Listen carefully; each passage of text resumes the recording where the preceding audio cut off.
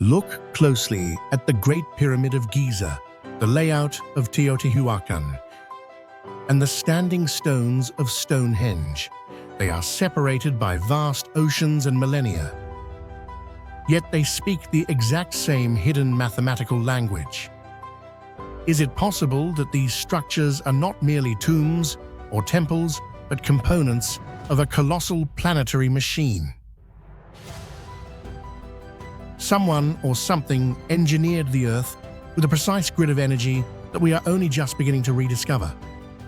They left us a blueprint, written in stone, and star alignments, a desperate message meant to survive the ravages of the ages. Who were these silent architects? And more importantly, what were they trying to warn us about? As we decode their ancient geometry, we may find that the apocalypse they faced is returning. In the deserts of Sudan, where the kingdom of Kush once built its power and legends, stands a sacred mountain that has endured as an eternal symbol of religion, kingship, and the inexplicable. Jebel Barkal, though not large, was considered in Nubian and ancient Egyptian culture to be the throne of Amun, a place where heaven and earth connect, and where great rituals were once performed. But deeper within its red sandstone layers lies something even more mysterious than temples or carvings, lightning-shaped engravings spread across the rock, like the marks of an unknown force etched into the heart of the sacred mountain. Do you think the lightning-shaped marks on Jebel Barkal were created by nature, carved by humans, or formed by a combination of both? Share your thoughts in the comments below. These carvings truly perplex archaeologists because they sit on the boundary between religious art and natural phenomena. Upon close inspection, the rock surface shows areas lightly melted by heat-sharp, branching grooves, resembling electrical discharge patterns, and an unusual concentration of marks in the same spot, something unlikely if they were made solely by human hands. This contradiction raises the central question: are these the work of ancient craftsmen, or the traces of lightning that struck Jebel Barkal repeatedly over thousands of years? These marks appear directly on sacred surfaces associated with Amun, the deity, linked to storms, wind, and cosmic creative power. To the Kushites, Jebel Barkal was not merely a mountain, it was the place where light descends from the sky, the mountain of divine fire. Ancient inscriptions describe it as a point of communication between humans and gods where nature sends signals.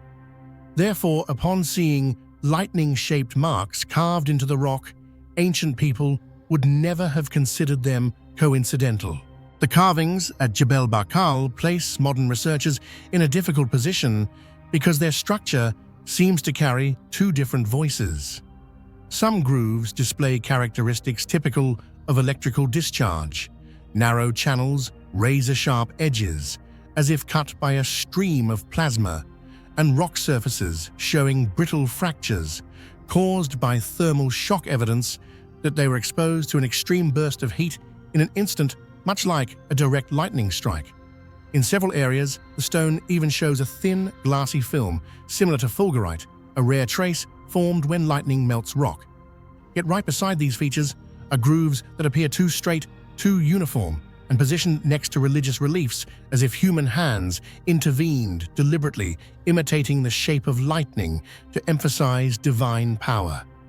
This tension between the natural and the artificial creates a mystery that remains unresolved to this day. Weathering analysis shows that some marks are extremely ancient, while layers beneath are less eroded, suggesting they were enhanced over multiple generations. This leads archaeologists to consider a bold possibility: lightning and humans together shaped these carvings. Lightning may have struck the mountain due to its natural conductivity, and the Kushites, who revered lightning as a divine sign, may have expanded or emphasized the original marks. Over time, successive generations added more, making it nearly impossible to discern where nature ends and human intervention begins. Jebel Barkal rises like a natural pillar pointing straight into the sky, an ideal form for attracting lightning. This explains why, over thousands of years, lightning could repeatedly strike the same area, forming a patterned network of discharges. Some scientists believe this repetition produced marks that appear more organized than random natural events. But supporters of the human-made hypothesis point out the intentional arrangement of the lines, many converging into a single focal point, resembling solar symbols or power motifs too purposeful to be purely natural. Ancient Nubian records mention Kushite rituals to receive messages from Amun at Jebel Barkal. These were not ordinary rain-calling ceremonies, but involved observing electric storms and interpreting lightning as divine communication.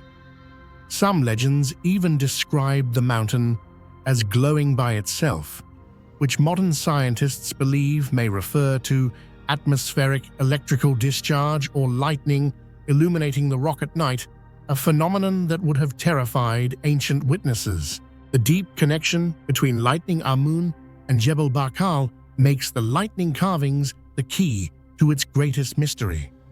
If the marks are entirely natural, it means the Kushites chose the mountain because of its overwhelming natural power. If entirely human-made, it reveals an artistic and religious sophistication far beyond what archaeology once assumed. But if they are a combination lightning, creating the first marks, humans expanding and sanctifying them, then this becomes a perfect example of how the ancients blended natural phenomena with religion and political authority.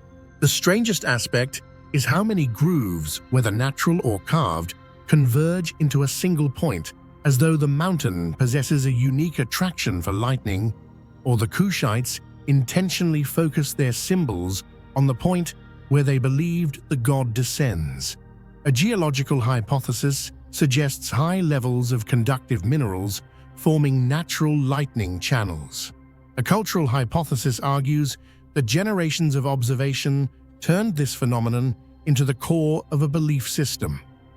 When these two elements, geology and faith, intertwine, the result is a sequence of marks that no one today can cleanly separate. Viewing the carvings firsthand feels like witnessing a form of Earth's memory, where nature and humans have etched themselves onto the same stone. It resembles neither art nor geology completely. Instead, it occupies a liminal space, physical yet religious, historical yet mystical. Each mark tells a story, perhaps a lightning strike during a storm thousands of years ago, or perhaps a Nubian craftsman quietly carving into the stone to record the words of the god. And this is what makes the mystery unique. We may never determine what belongs to nature, what belongs to humans, and what belongs to belief that turned everything into something sacred. Many ancient sites ask who built this, or why was it made? But Jebel Barkal poses a different question. Did humans and nature create this together? And if so, what does that reveal about how ancient people understood the universe? To this day, no definitive answer exists. The lightning marks remain carved deep in the stone, challenging all explanations. An endless dialogue between humanity, nature, and the divine. Perhaps this uncertainty is what makes the mystery so beautiful, and why Jebel Barkal stands as one of the clearest examples of how ancient people blended observation, fear, devotion, and the desire to reach the sacred. Deep within the dense Piton rainforest of Guatemala, where ancient trees crowd together like sentinels from a forgotten era, archaeologists uncovered a small chamber, sealed, completely shut. No one knows who built the walls, and even fewer understand why the ancient Maya hid them so carefully. As layers of soil and stone were removed, the first beam of flashlight swept across patches of red, black, and yellow, still clinging to the darkness. That was the moment San Bartolo emerged from the mist of mythology and became one of the discoveries that forced scholars to rethink their entire understanding of pre-classic Maya civilization. These murals were not only beautiful, they carried layers of symbolism, mythology, sacred power, and religious structure far more developed than anyone had imagined. Yet the greatest mystery, the one no scholar has fully answered, is this: who created these murals, and why did they choose this exact place? Who do you think created the San Bartolo murals, and why choose such a remote, hidden place? Share your thoughts in the comments below. San Bartolo contains murals dated to around the 1st century BCE, centuries earlier than iconic Maya cities like Tikal or Calakmul. The astonishing part is that the artwork here already shows refinement, detail, and a fully developed mythological system equivalent to what appeared during the Maya Classic period over a millennium later.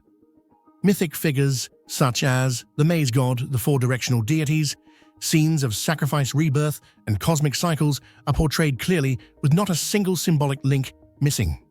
This suggests Maya religious ideology did not evolve slowly. It seems to have emerged suddenly in full form. But where did such advanced theology originate, and who possessed the knowledge and authority to depict it with such mastery? In the humid, highly degradable conditions of Central America, the survival of mineral pigments on the walls of San Bartolo for more than 2 millennia is almost impossible to explain. The pigments not only remain intact, but still retain a brightness, sharpness, and uniform surface quality that modern conservation experts admit they can hardly replicate. Chemical analyses reveal iron oxide, hematite, and mineral clays, yet none of these components account for such extraordinary durability. This has led to the hypothesis that the ancient Maya possessed a secret pigment formula, a technique that may have been completely lost. Perhaps there once existed a circle of elite artisans, a short-lived artistic school that disappeared soon after leaving behind walls that even modern technology cannot fully mimic. This mystery to this day remains untouched at its core. One of the most important scenes shows a king receiving sacred authority from 4 gods. This implies the concept of a divine king appeared extremely early, so early that it forces scholars to rewrite the political evolution of Maya society. If divine kingship already existed at San Bartolo in the pre-classic era, could this small site have been one of the first centers of Maya political power, or was it a hidden sanctuary where elites with deep theological knowledge performed rituals away from ordinary people? Each question brings us closer to the main enigma: who possessed the intellectual and spiritual authority required to create such profound imagery. The characters found on the walls of San Bartolo are considered an early form of Maya writing, yet they present a strange duality, familiar enough to reveal their origins, but different enough to be nearly impossible to decipher. Their complex structure shows that the creators clearly understood symbolic principles, yet the system does not align with the Maya script that appears in later centuries. It is as if they stood at the crossroads of 2 worlds, one where writing was just emerging, and another where symbolic thought had already reached a sophisticated level. This raises a difficult question: who possessed such deep literacy at a time when scholars believed Maya writing had not yet fully developed? A secret priestly school, or an elite class that disappeared from history entirely? Many scenes appeared to depict bloodletting, sacrifice, or moments involving the cycle of life, death, and regeneration. But no one is certain whether these are religious rituals or symbolic portrayals of cosmic cycles linked to Maya deities. What makes this stranger is that San Bartolo's artistic style is not identical to later Maya murals. So did the artists belong to a unique cultural branch that disappeared, or is this an artistic lineage buried beneath shifting religious beliefs? Each possibility pushes the identity of the creators further into obscurity. The eastern wall of San Bartolo stretches nearly 10 meters, yet its entire composition flows seamlessly, resembling a sacred scroll fully unfurled.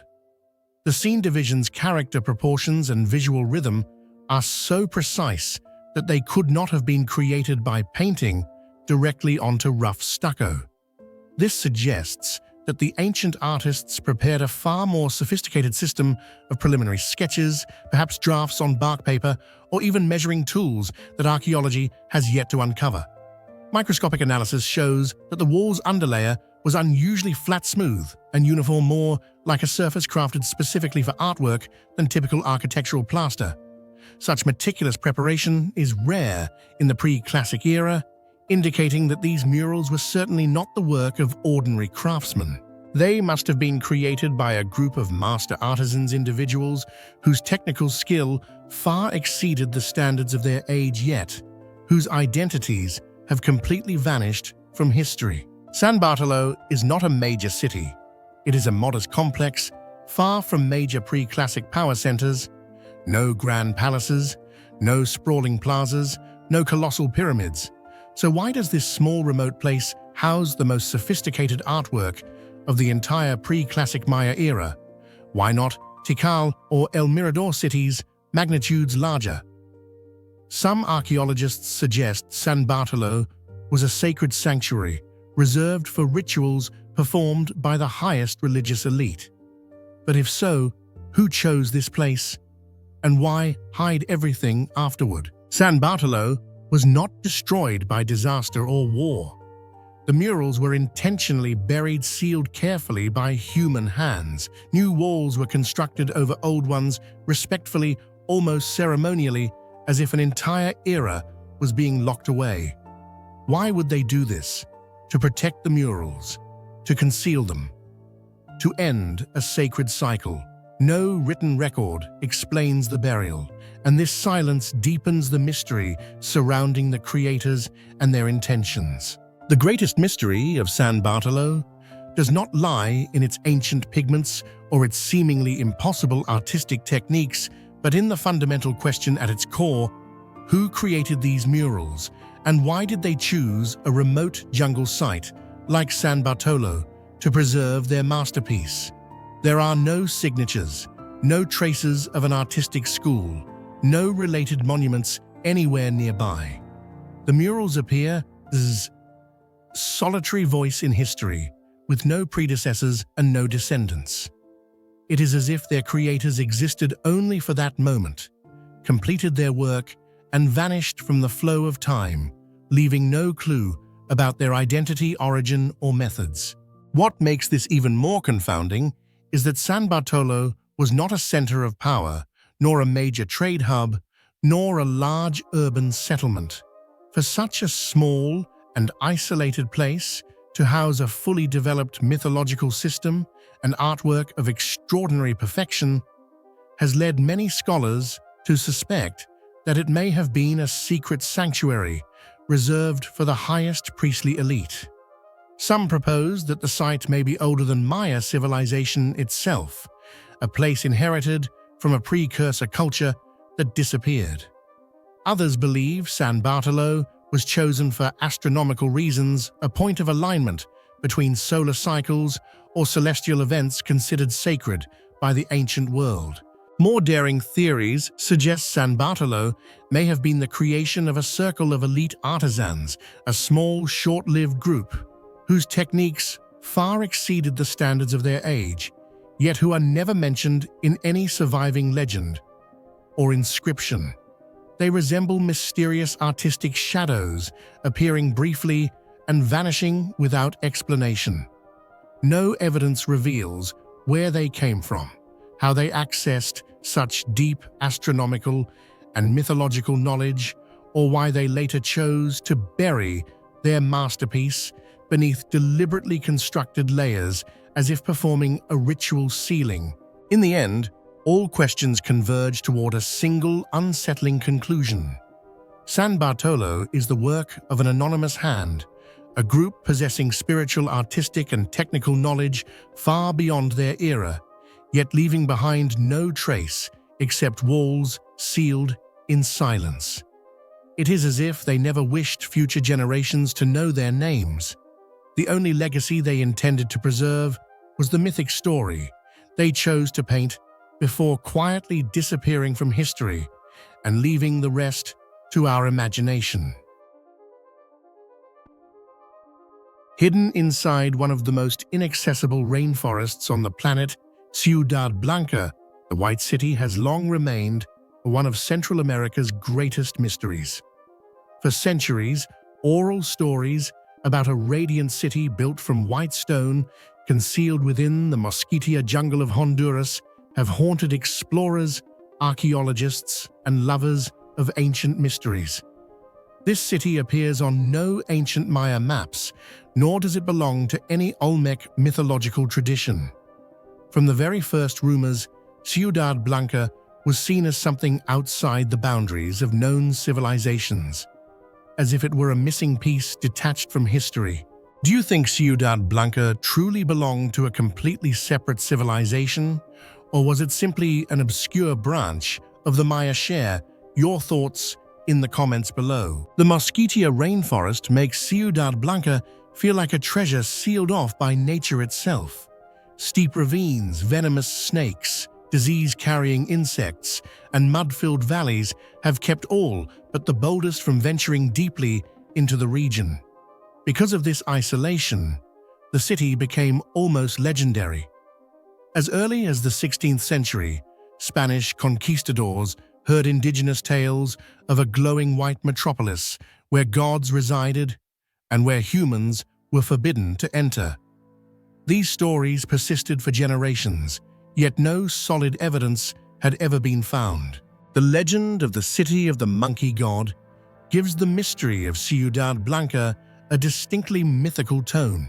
Local people tell of a half-human, half-monkey deity guarding the city, silently watching intruders from the shadows of the rainforest. Anyone who enters without its permission is said to face a tragic fate. Stories of lost expeditions and traces wiped away by the treacherous terrain only fueled these rumors. Before modern technology arrived, Ciudad Blanca existed merely as a vague silhouette in humanity's imagination. The true turning point came in 2015, when LiDAR technology was first used to scan the dense Mosquitia rainforest. From above, the thick layers of canopy seemed to peel away, revealing shapes that clearly did not belong to nature-squared foundations.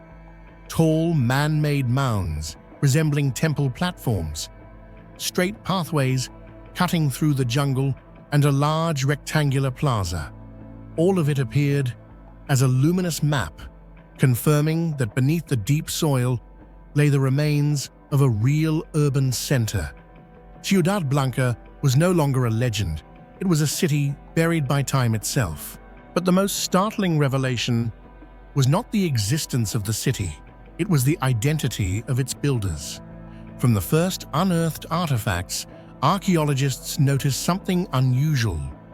The objects did not resemble anything from known civilizations. They were not Maya, not Olmec, not Toltec, not Zapotec, nor any established culture of ancient Mesoamerica. What makes Ciudad Blanca one of the most astonishing mysteries in Central America is the existence of a completely separate civilization, seemingly unrelated to the Maya, the Olmec, or any major culture known today. From the very first excavated artifacts, archaeologists realized that its artistic style was entirely out of rhythm with its neighbors' statues depicting half-human, half-animal beings with unusually large eyes, wide mouths, and distorted body proportions, unlike the powerful stone forms of the Olmec or the calculated, balanced aesthetics of the Maya. Many objects portray monkeys, jaguars, and serpents intertwined as if representing a mythic world where the boundaries between the real and the spiritual blurred, a forest-rooted mythology unlike anything found in surrounding cultures. The architecture of Ciudad Blanca is even more perplexing. The temple mounds lack the stepped terraces of the Maya and the massive monolithic blocks of the Olmec. Instead, they are built from compacted layers of earth mixed with small stones, a construction method reminiscent of small, unnamed cultural groups in Nicaragua and Honduras, but never seen on an urban scale. The arrangement of platforms, pathways, and plazas reflects planning beyond that, of isolated communities, suggesting the presence of a centralized center of power deep within the jungle. This raises the possibility that Ciudad Blanca may once have been the capital of a much larger civilization than history has ever recorded. More baffling still is the complete absence of writing. No carved glyphs, no communication symbols, no recording system of any kind has survived. While the Maya left behind a rich legacy of hieroglyphics, the people of Ciudad Blanca seemed to encode their beliefs and knowledge primarily through art, ritual, and architecture. This makes tracing their origins, relationships, religion, and social structure nearly impossible. Each statue, each pottery fragment, each mound stands like an open-ended puzzle, revealing pieces of a spiritual world where humans and jungle creatures merged into one. All these traces paint the picture of a civilization nameless, scriptless, yet strikingly distinct, developed in near-total isolation. It did not imitate the Maya, did not borrow from the Olmec, and cannot be placed into any known cultural category. They appear to be a unique branch of history, a world veiled by time, leaving behind only faint breaths beneath the deep soil of the Mosquitia rainforest. And it is precisely this isolation that makes Ciudad Blanca not merely the ruins of a lost city, but a key hint at the possible existence of an entire civilization forgotten by history. A completely isolated civilization, like the one behind Ciudad Blanca, raises a series of questions that have puzzled archaeologists for years. Did its people ever trade with the Maya or the Olmec, or did they exist entirely on their own within the depths of the jungle? Why are there no signs of conflict, warfare, or invading forces? What drove them to build a major city in one of the most unforgiving rainforests in Central America, a place filled with venomous snakes, disease-carrying insects, and treacherous terrain? And the greatest mystery of all, what caused this entire community to vanish so abruptly, leaving unfinished structures and artifacts exactly where they were last placed, as if time had frozen in their final moment? Archaeological evidence points toward a chilling possibility: the civilization may have collapsed suddenly. Pottery remains lie exactly where they were, last used, architectural projects appear unfinished, and there are no traces of conflict. This suggests a natural disaster, perhaps disease, flooding, or ecological collapse. Some theories even propose a ritual mass departure, though no trace of where the people might have gone has ever been found. The rainforest seems to have swallowed the civilization whole. Many stone statues are pierced or wrapped by tree roots, as if they were slowly embalmed by nature. Straight roads have dissolved into faint depressions beneath dense foliage. Over more than 1,000 years, the jungle erased the city so thoroughly that even knowing its location does not guarantee safe access. During the 2015 expedition, several members contracted a rare flesh-eating parasite, a natural warning eerily aligned with ancient legends. Today, parts of the region are restricted by the Honduran government to prevent looting and preserve undiscovered structures. But this restriction has also fueled speculation. Are there larger complexes, more monumental architecture, or shocking discoveries still hidden from the public? The biggest questions surrounding Ciudad Blanca is not merely whether a mysterious city once existed, but whether it was part of a much larger urban network that has entirely vanished. LiDAR data reveals multiple architectural clusters, separated by tens of kilometers, arranged in what appears to be deliberate spatial patterns. This suggests the presence of a complete social system, an organized, centralized civilization that flourished, yet was never recorded in any known history. Ciudad Blanca, therefore, is not merely the mystery of one city. It is the remnant of a world that once coexisted with the Maya and Olmec, yet belonged to neither. A separate civilization with no name, no script, no written legacy, surviving only through faint traces buried beneath the Mosquitia rainforest. And perhaps beneath the dark canopy parts of that forgotten world still lie untouched, waiting for the day humanity becomes capable and fortunate enough to finally uncover the full truth of Ciudad Blanca. Olduvai Gorge, lying within today's dry savanna of Tanzania, is not just an ordinary geological canyon, but a strange time capsule so detailed that it forces the rewriting of everything we thought we knew about human history. Here, layer upon layer of sediment stretching from more than 2 million years ago to the near present contains fossil stone tools, environmental traces, and the entire evolutionary chain of multiple ancient human species.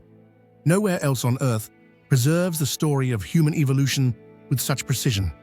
But the more discoveries are made, the more mysterious Olduvai Gorge becomes, especially the great question surrounding the true intelligence of Homo habilis, the species long considered the first toolmaker.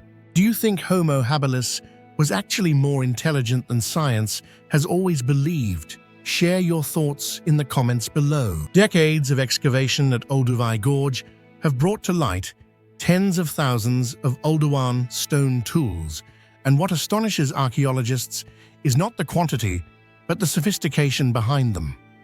Each piece was shaped through precise strikes, producing sharp edges with angles nearly optimal for cutting, scraping, or chopping. The consistent direction of percussion across artifacts shows that the makers were not acting randomly, but following a stable technical sequence. They also selected the right kinds of stone, often basalt or quartzite materials, with the perfect balance of hardness and brittleness for creating sharp blades. All of this reflects anticipatory thinking, visualizing the outcome before acting, understanding how force behaves, and knowing how to control it. Yet the paradox is striking. These refined tools appeared during a period when Homo habilis possessed a brain far smaller than Homo erectus, and only about 1/3 the size of modern humans. How could a species with a cranial capacity of around 800 cubic centimeters create one of the most important technological milestones of humanity's earliest era? Surrounding the tools are countless animal bones, bearing clear butchery marks from ancient antelopes and prehistoric bovids to early elephant species. The cut marks on these bones are straight sharp and placed precisely at the optimal points for separating muscle, indicating that the individuals who made them had a detailed understanding of their prey's anatomy. Some bones also show heavy percussion marks used to extract marrow, a dense, high-energy resource that only humans deliberately learned to access. This evidence suggests that Homo habilis did more than simply use tools. They used them in a logical sequence, cutting flesh, disarticulating joints, then breaking bones for marrow. Such behavior implies a form of knowledge transmission between individuals, potentially across many generations.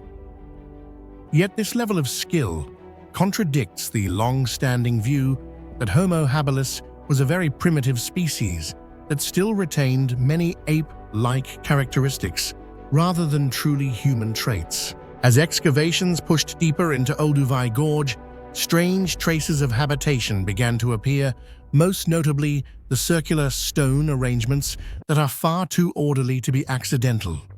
Many researchers believe these may have been foundations for temporary shelters, where early humans built roofs or wind barriers. The intentional placement of each stone suggests not the work of a single individual, but coordinated group activity, requiring planning and cooperation. What puzzles archaeologists is that these structures cannot yet be confidently attributed to Homo habilis paranthropus boisei or an entirely unidentified human lineage.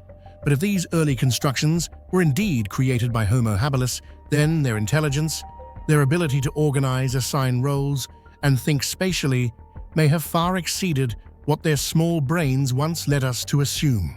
Across the sediment layers, scientists also found evidence of constant climatic shifts.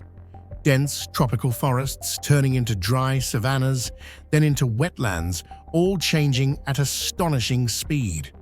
Some hypotheses suggest that such harsh environmental fluctuations pushed early humans to develop cognition, strategic thinking, mobility, and tool innovation. Yet the sophistication of older tools still surpasses what basic adaptation would require. Another major mystery is revealed through the order of marks left on animal bones. On some skeletons, the claw marks of predators lie beneath the clean, sharp cuts made by stone tools, indicating that our ancestors arrived after the predators but were bold or strategic enough to fight for the remains. Yet on other bones, the cut marks lie beneath the claw scratches, meaning humans accessed the carcass first before being displaced by large carnivores. This reversal makes it impossible for scientists to conclude whether Homo habilis was an active hunter or an intelligent scavenger. Either scenario requires cognition, planning and executing a hunt, observing, waiting, and judging the exact moment to approach a carcass without becoming prey themselves. It suggests a level of awareness far beyond the simplistic image of an early primitive human species.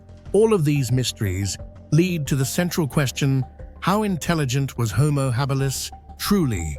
This is the oldest and most persistent debate in archaeology. One side argues Homo habilis was indeed the ancestor who pioneered tool-making. The other side insists older tools are too refined and consistent to have been produced by a species with such a small brain, suggesting they may belong to another human lineage not yet identified. The sheer volume of tools, stretching across many generations, makes it unlikely that only a few individuals made them. It hints at a teaching tradition, a form of tool culture, something previously attributed only to Homo sapiens. Why then was Homo habilis able to achieve such skill? Have we underestimated their abilities because we rely too heavily on brain size, or did they possess a different type of intelligence, more intuitive, more practical, not requiring a large cerebral hemisphere, like modern humans? Some researchers even propose that we may be seeing evidence of an unclassified human species, an evolutionary ghost lineage leaving behind tools but no bones. But the most unsettling idea is not that we don't know who made the tools, it's that their skill defies the traditional model of slow, incremental evolution. Olduvai Gorge suggests evolution can leap forward, can be more complex than imagined, and that intelligence may emerge before the brain increases in size. If this is true, Homo habilis was not the primitive species described in textbooks, but a pioneer that launched humanity's technological journey. Today, each new excavation at Olduvai reveals more clues but rarely answers old questions. One fragment fits another, yet the overall picture remains incomplete. Who truly made the first tools? How intelligent were they? And why did cognition appear before anatomy caught up? Olduvai Gorge is not merely a repository of human history, it is a reminder that there are truths about our origins that we are still not fully prepared to understand. The Mapungubwe Hill settlement is one of the strangest ancient sites in Africa, a place where a once powerful kingdom existed before vanishing abruptly, leaving behind countless mysteries that have never been fully solved. Situated atop a rocky hill rising more than 30 meters, Mapungubwe was not only the first major socio-political center of southern Africa, but also the symbol of a civilization that controlled a vast trade network connecting inland Africa with Arabia, India, and China. Yet what makes this place hauntingly fascinating is the fact that everything power, population, rituals, commerce suddenly disappeared around the mid-14th century without any signs of warfare, historical records, or evidence of major conflict. A kingdom wealthy enough to bury its rulers with pure gold artifacts simply vanished as if erased from the world in a very short span of time. What do you think caused this powerful kingdom to disappear so suddenly? Share your thoughts below. I'd love to hear your theories. To understand this mystery, we must look back at the extraordinary characteristics of the Mapungubwe Hill settlement. The sacred hill was the heart of the kingdom, an almost inaccessible position, with steep rock faces and only a single, narrow, difficult ascent, requiring strength and skill. The summit was completely isolated from the settlement below. It was not only the residence of the ruling elite, but also the center of spiritual authority. Archaeological remains show that the elite lived, ruled, and were buried here. The most distinct example of social stratification in southern African history is evident in this spatial layout. Commoners were restricted from access, while the rulers lived high above, separated both physically and ritually. The burials atop Mapungubwe Hill are not only evidence of a highly stratified society, but also a window into the extraordinary refinement of its ruling class. The most striking example is the grave containing the golden rhinoceros, a small object with immense symbolic weight. Crafted from uniformly hammered thin gold sheets, carefully wrapped around a precisely carved wooden core, it demonstrates a level of metallurgical skill unmatched by any other African civilization of its time. Alongside it, the gold-covered scepter and golden bowl further emphasize the elite's sophisticated aesthetic sense, wealth, and craftsmanship qualities far beyond those of the surrounding communities. What puzzles archaeologists most is that this technique of producing ultra-thin gold sheets vanished completely after the kingdom's decline. It was never inherited, replicated, or seen again in any neighboring culture. It is as if this knowledge was inseparably tied to Mapungubwe's identity, disappearing with them into the darkness of history. Archaeological discoveries at Mapungubwe reveal that this site was once a major center of international trade, far more connected than scholars initially imagined. Multicolored glass beads jewelry originating from India, Song dynasty ceramics from China, and traces of Arabian goods all indicate that the kingdom was not isolated but actively engaged in transcontinental exchange networks. This raises a major question: who organized and controlled such an extensive flow of goods? Could Mapungubwe have maintained ties with powerful East African ports like Kilwa and Sofala, or did it command a hidden trade route stretching deep into the African interior? And most importantly, why did this thriving network collapse almost exactly when the kingdom itself disappeared, leaving behind a puzzling void in the region's history? The true function of Mapungubwe Hill remains one of the most perplexing mysteries for archaeologists.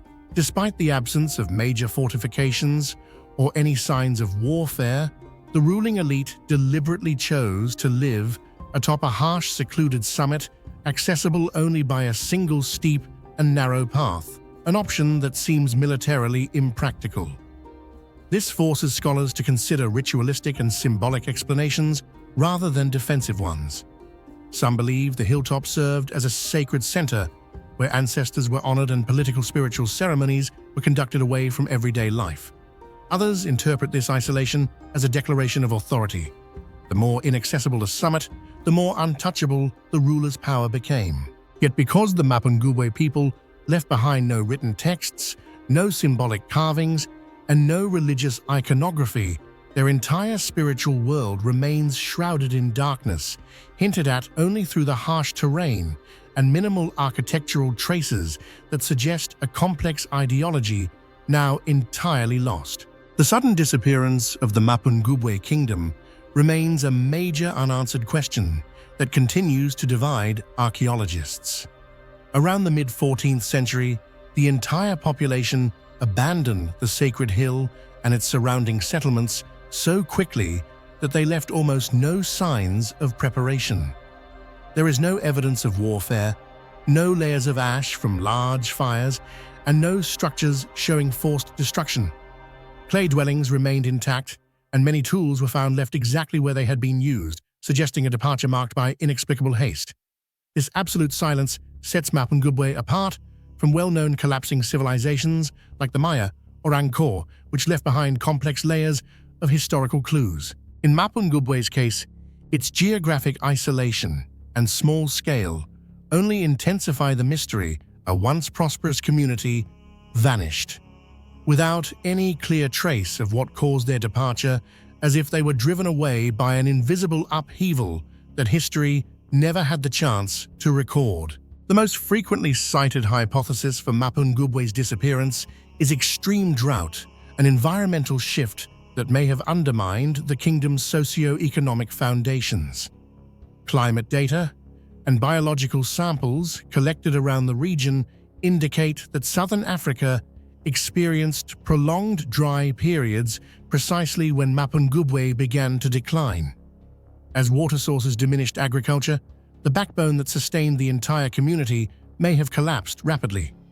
This would have been especially dangerous for a highly stratified society like Mapungubwe, where the elite lived separately and relied heavily on the production of the lower classes. Yet what makes researchers hesitant is the fact that nearby regions continued functioning relatively normally during the same period. This suggests that drought was likely only one part of a much larger picture insufficient on its own to explain why the entire population abandoned the settlement so completely.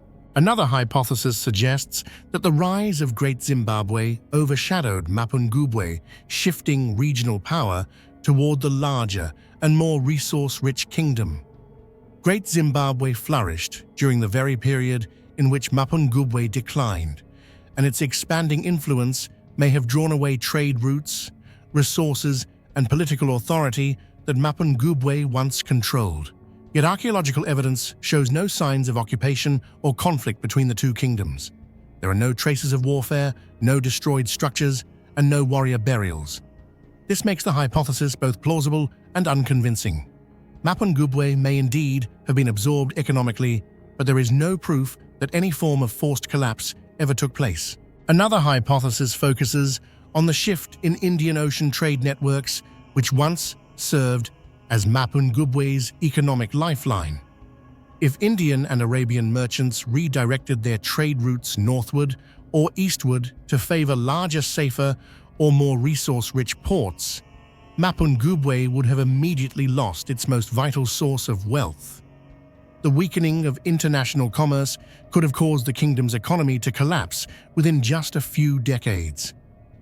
Yet the puzzling part is that although such a shift could explain economic decline, it still does not account for why the entire settlement was abandoned so completely, as if the inhabitants not only lost their power, but were somehow compelled to leave the land that had once been their thriving center. A more controversial hypothesis involves disease. Some researchers propose that an internal epidemic, possibly livestock-related or transmitted through trade routes, could have forced the population to flee. However, to date, no human remains or burial patterns support this theory. Despite all these ideas, the reality is that there is no convincing evidence explaining Mapungubwe's sudden disappearance. What is most unsettling is that the entire kingdom seems to have left simultaneously, turning a once thriving center of power into silence for centuries. There are no surviving local legends, no records, and no continuation of their advanced gold-working techniques.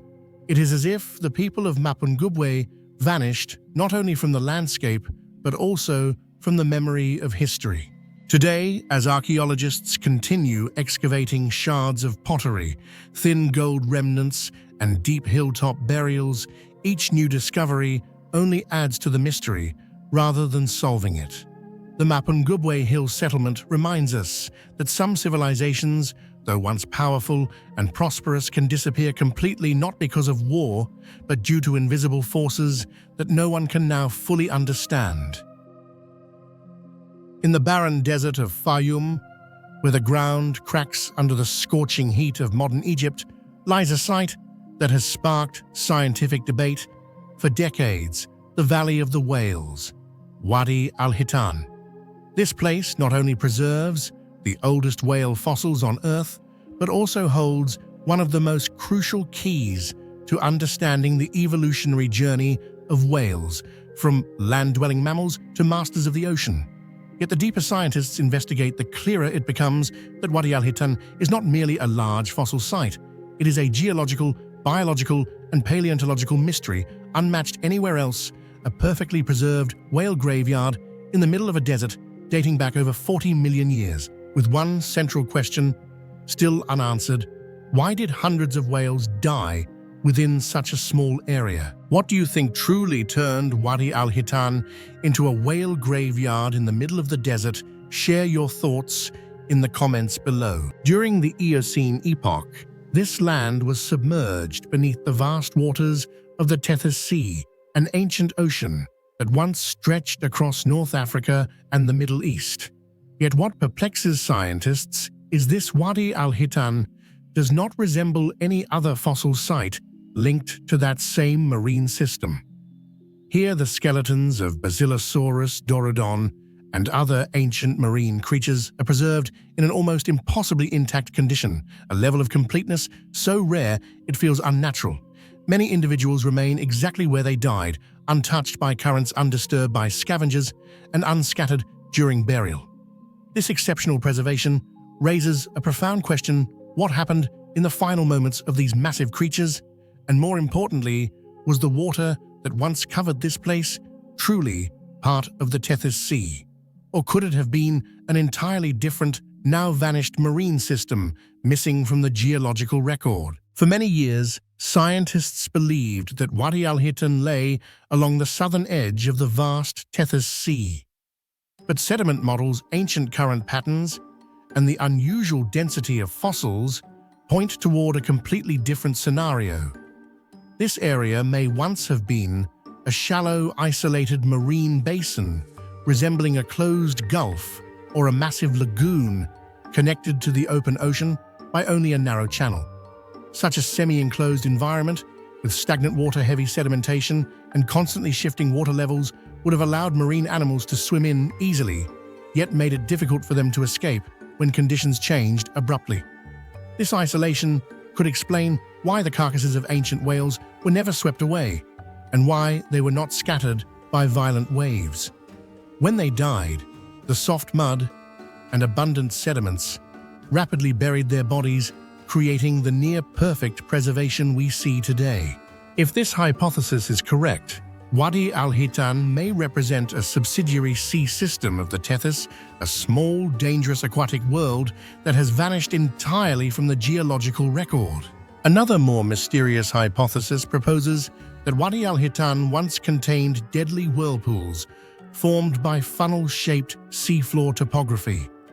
When ancient sediment layers were analyzed, geologists discovered unusual ripple patterns resembling the traces left behind by powerful swirling currents.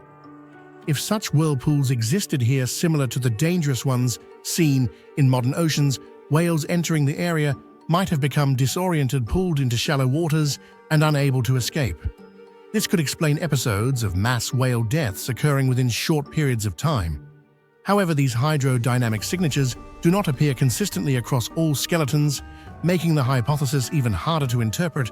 Were the whirlpools only seasonal, or did they affect only certain zones within the ancient sea? Another major hypothesis suggests that the deaths of the whales in Wadi al-Hitan may have been triggered by large-scale toxic gas releases rising from the sea floor.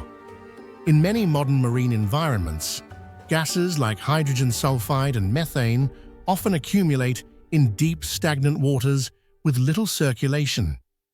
When mild seismic activity, pressure shifts, or disturbances in the seabed occur, these pockets of toxic gas can suddenly erupt upward, spreading rapidly and suffocating every creature in the area within minutes. At Wadi al-Hitan, the clustering of fossils within specific sediment layers where multiple individuals died at the same time appears to match this phenomenon. If this scenario is true, the whales here may not have died from storms or predators, but from a silent, invisible wave of poisonous gas rising from the depths of an ancient sea. If that were the case, another question arises: why was only this area severely affected? If it were a widespread toxic event, similar fossils should appear across North Africa, but they do not. This suggests that Wadi al-Hitan was likely a unique geological death zone, positioned exactly where currents, sediments, and geochemical conditions combined to create a deadly environment. The most debated hypothesis, however, concerns the disappearance of the Tethys Sea itself. Geological models suggest that this ancient ocean receded unusually quickly, leaving behind stagnant water-muddy flats and rapidly changing salinity levels, a deadly environment for large marine animals. If sea levels rose and fell erratically, whales could have been stranded en masse. Once trapped in soft mud, their bodies might have sunk and been buried rapidly, explaining the extraordinary preservation seen today. What deepens the mystery is the abnormal clustering hundreds of whale specimens from multiple generations, oriented in similar directions and layered across different sediment strata.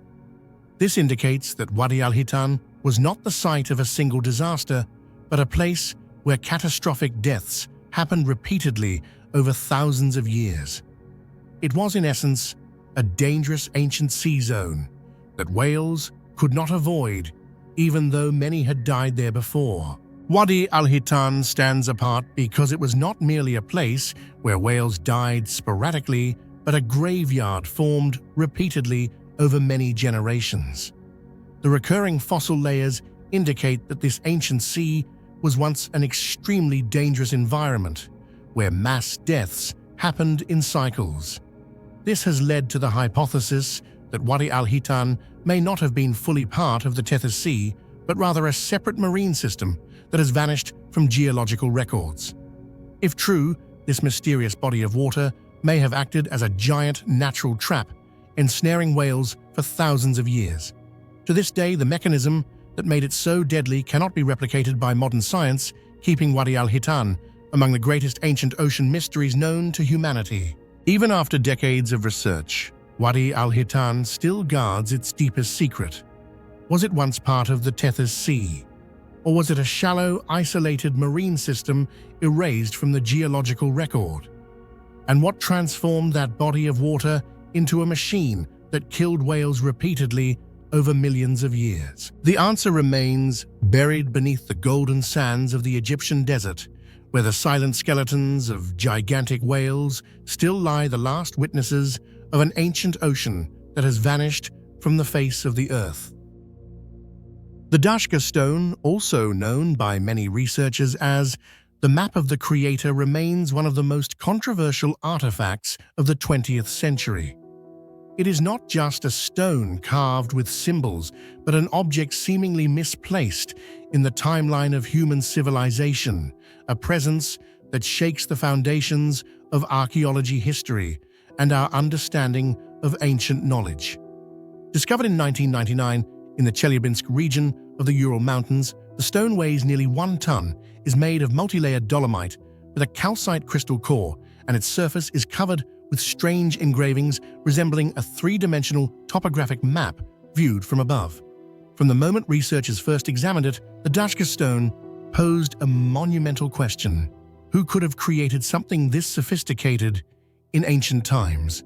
And why? Which civilization do you think the Dashka stone belongs to? Feel free to share your thoughts in the comments below. What makes the Dashka stone one of the most difficult artifacts to explain is the astonishing precision of its engraved topographic details.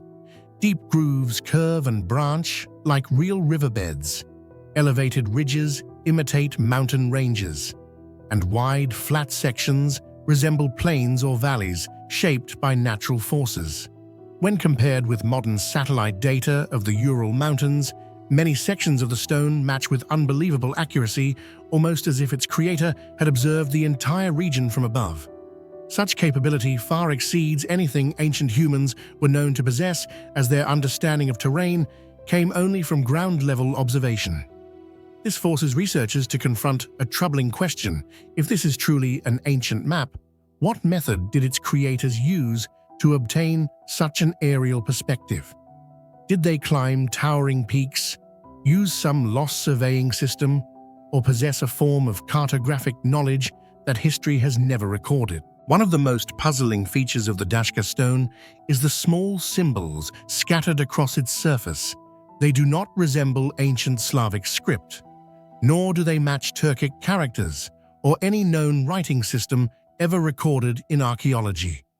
Some scholars suggest They may represent a form of proto-writing, but many researchers argue that they look far more like technical markings, reference points, annotation symbols, or numerical indicators typically found in engineering or design diagrams rather than religious or artistic contexts. This only deepens the mystery because technical symbols appear only when a civilization has advanced informational needs far beyond the capabilities of any ancient communities we currently know of. One of the most perplexing aspects of the Dashka stone lies in its material structure. The stone is made from solid dolomite, yet inside it contains a crystalline calcite core arranged in distinct layered formations, something many researchers believe could not have formed naturally under normal geological processes. This seemingly engineered arrangement raises a provocative question: was the stone processed or crafted using an ancient technique that has since been lost? Some fringe hypotheses even suggest it might be a form of synthetic stone created through an advanced method unknown to us today. Although such claims remain unverified by mainstream science, the unusual layering of its materials continues to defy explanation, adding yet another layer of mystery to the origin of the Dashka stone. The dating of the Dashka stone is one of the most fiercely debated aspects, because every proposed age seems to undermine our current scientific understanding. Some analyses suggest the stone is only about 3,000 years old, while others push its timeline to 10 or even 20,000 years. The critical issue is that no known civilization from any of these periods possessed the advanced techniques required to create a highly accurate three-dimensional topographic map. If these age estimates are correct, then the Dashka stone would have been made at a time when humans still lived as hunter-gatherers, lacking geographical knowledge, lacking surveying tools, and having no technological foundation to produce such a complex structure.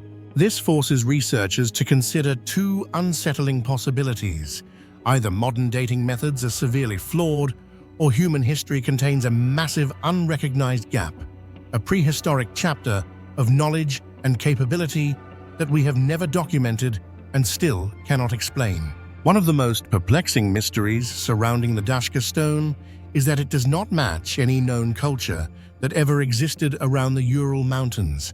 Ancient Slavic communities had no tradition of carving topographic maps. The early Turkic peoples possessed no comparable techniques, and other indigenous groups in the region left no trace of any high-precision technology that could explain such workmanship. Even more striking is the fact that local folklore contains no story whatsoever about a giant stone map, suggesting it never existed in the cultural memory of any people living there. If a civilization truly created the Dashka stone, then it vanished without leaving behind tools, ruins, or even signs of migration. This complete anonymity forces many researchers to ask an unsettling question: could the stone belong to a civilization entirely unfamiliar to us, one that history has never recorded? A more moderate hypothesis suggests that the Dashka stone might have been created by an ancient group of people who possessed exceptional local knowledge but became extinct before leaving behind any clear cultural traces.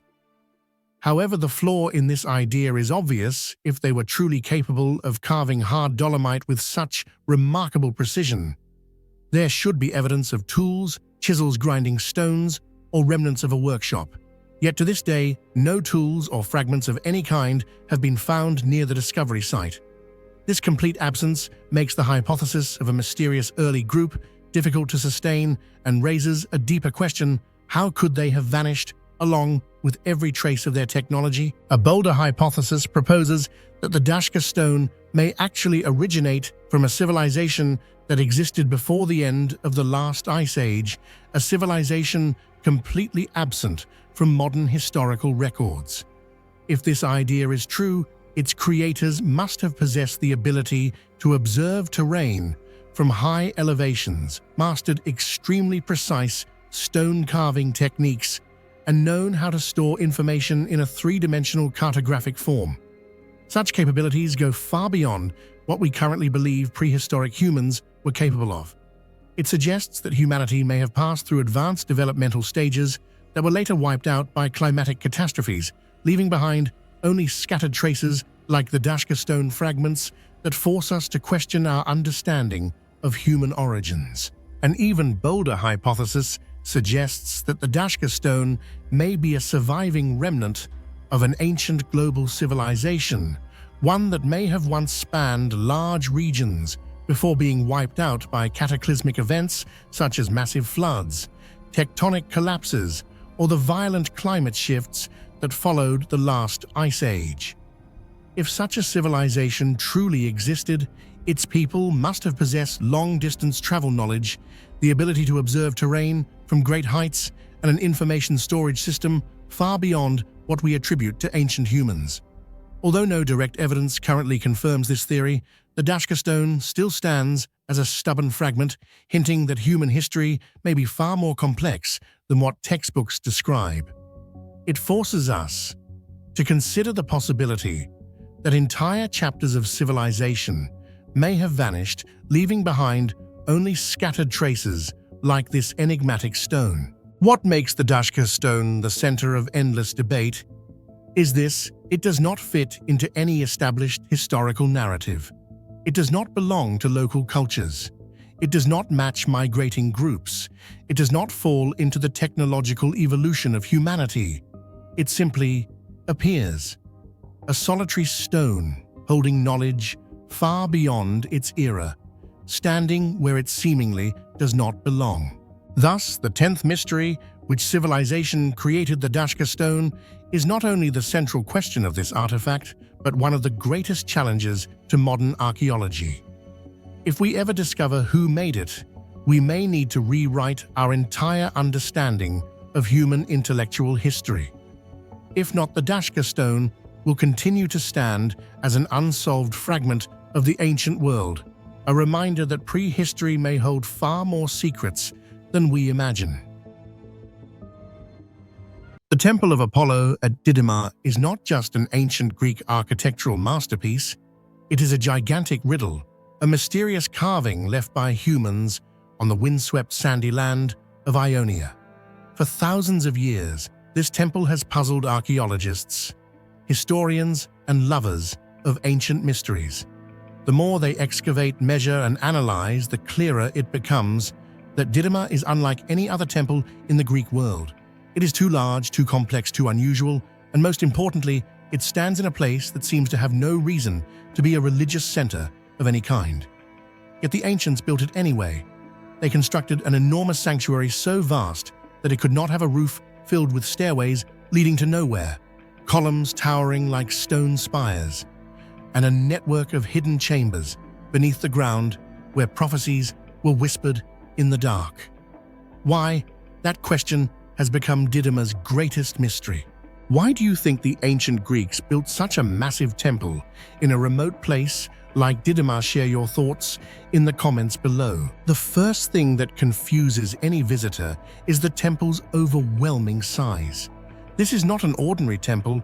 It belongs to the Hecatompedon class, meaning it is so enormous that Greek architects had to abandon the idea of ever placing a roof on it, as no structural system could support the weight. The central space is therefore an open-sky sanctuary, an empty courtyard surrounded by colossal walls and towering columns stretching tens of meters high. Pilgrims entering through the Grand Pronaos expected to see a monumental statue of Apollo inside, as in Delphi or Delos, but they found nothing. Only an empty, silent, cold courtyard, as if the sacred presence here was not something physical, but something invisible. Beneath that seemingly empty courtyard lies an entirely different world, a hidden realm designed only for the chosen few. The priests descended into a network of narrow, winding corridors like a subterranean maze, leading to small chambers reserved for secret rituals. At the heart of this underground complex was the sacred spring, where the water obeyed no natural rules, sometimes overflowing, sometimes drying up, completely shifting in strange cycles unrelated to rain or any known aquifer. It was here that the prophecies of Didyma were born, sometimes so precise they terrified contemporaries, other times cryptic like codes understood only by the divine. No one but the priests was allowed to witness the rituals. No ancient record explains the process. Even modern geologists cannot determine the water's origin.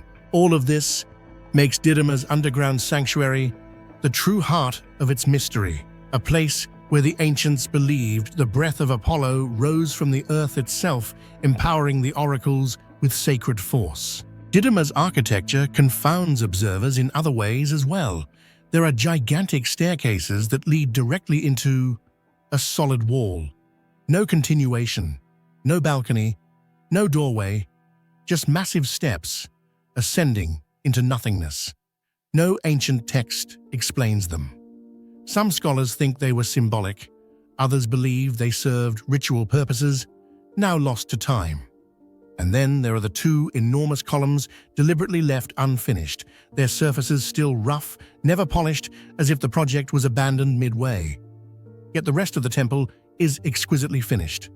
This contradiction suggests intention rather than neglect. Perhaps the unfinished columns symbolized something sacred.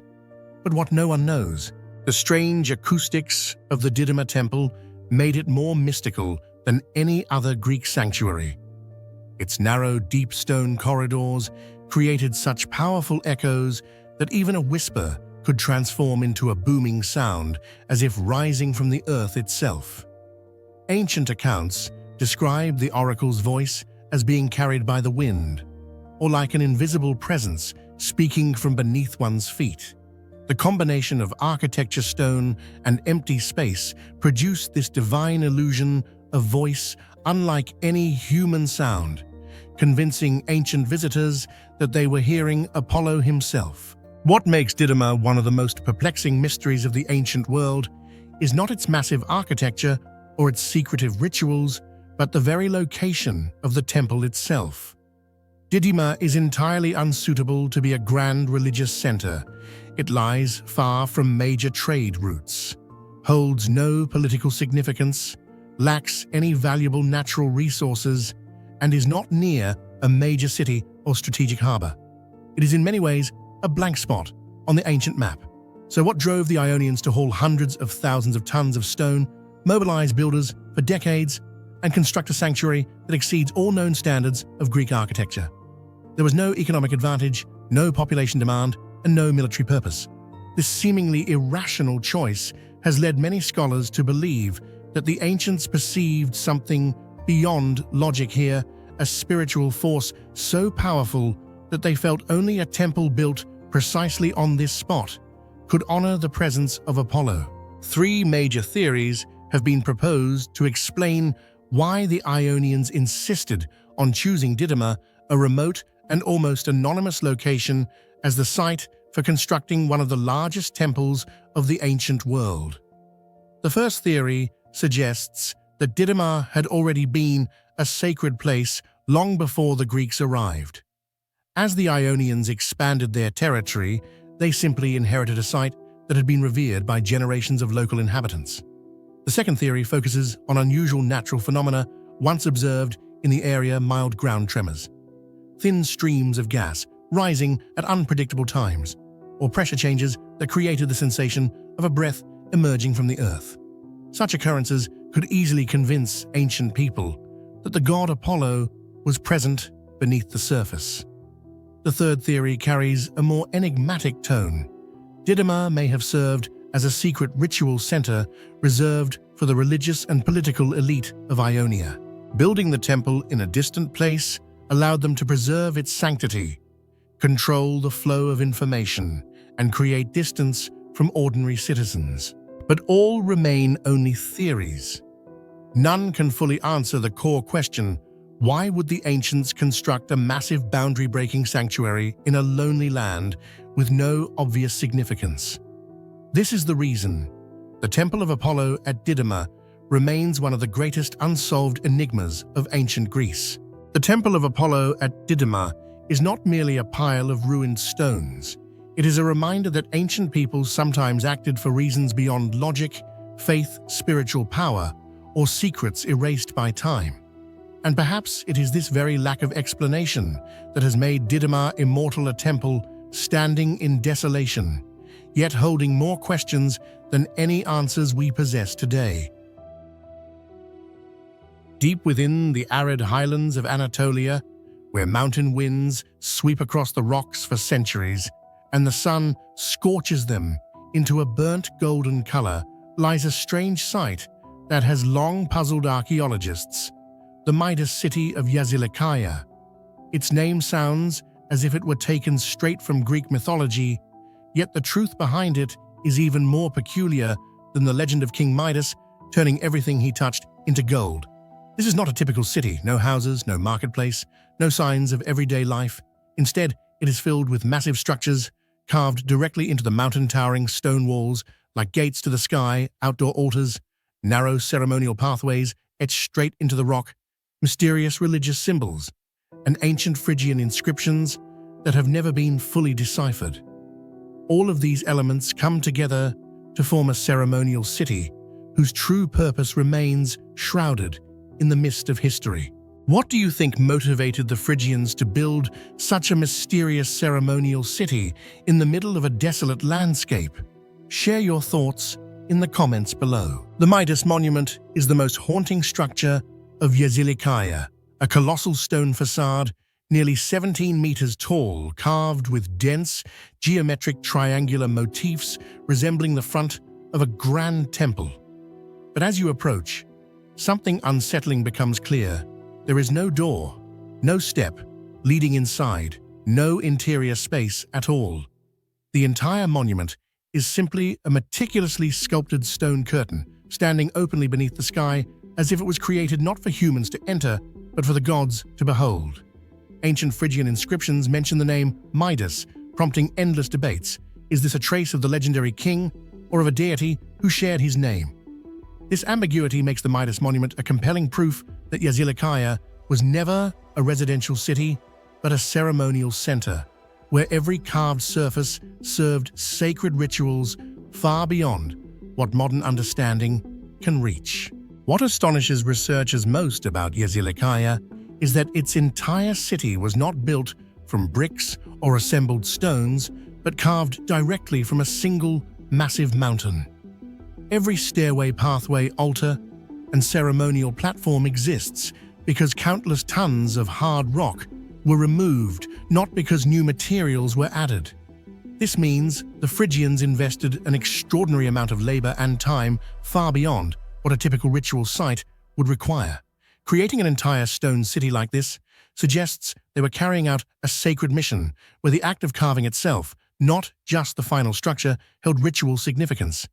It is this immense scale and unwavering dedication that make Yazilikaya one of the most enigmatic religious constructions of the ancient world. Despite its size, Yazilikaya lacks every basic feature of a habitation site. No residential quarters, no strong water sources, no broken pottery, which is almost always found in ancient settlements. This leads to the near-certain conclusion that Yazilikaya was an open-air ceremonial center, a place people visited only during special occasions. Every room has no roof, suggesting that the rituals were meant to be performed under the open sky, in the presence of the gods themselves. This reflects a rare architectural and religious worldview unique to the Phrygians. The small stone channels running along the ceremonial platforms of Yazilikaya have drawn special attention from archaeologists. They are carved with remarkable precision, sloping gently as if designed to carry some kind of liquid. Yet the mystery lies here. After decades of excavation, no animal bones or traces of blood have ever been found.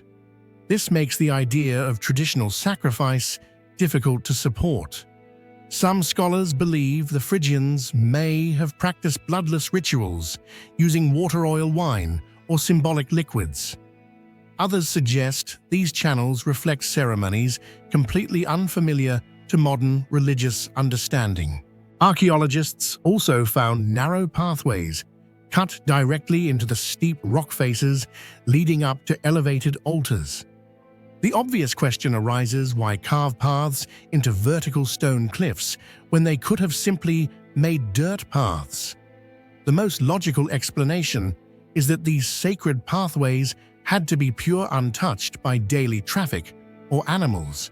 Scholars believe these roads were used for sacred processions, possibly connected to the worship of the mother goddess Mater Cybele, or rituals associated with King Midas. Yet all the previous mysteries pale in comparison to the central question that has baffled researchers for more than a century. Why did the Phrygians build a massive ceremonial city in such a remote, inhospitable place? Yazilikaya sits in a barren highland, far from major settlements, unsuitable for long-term living, off trade routes, and lacking valuable resources.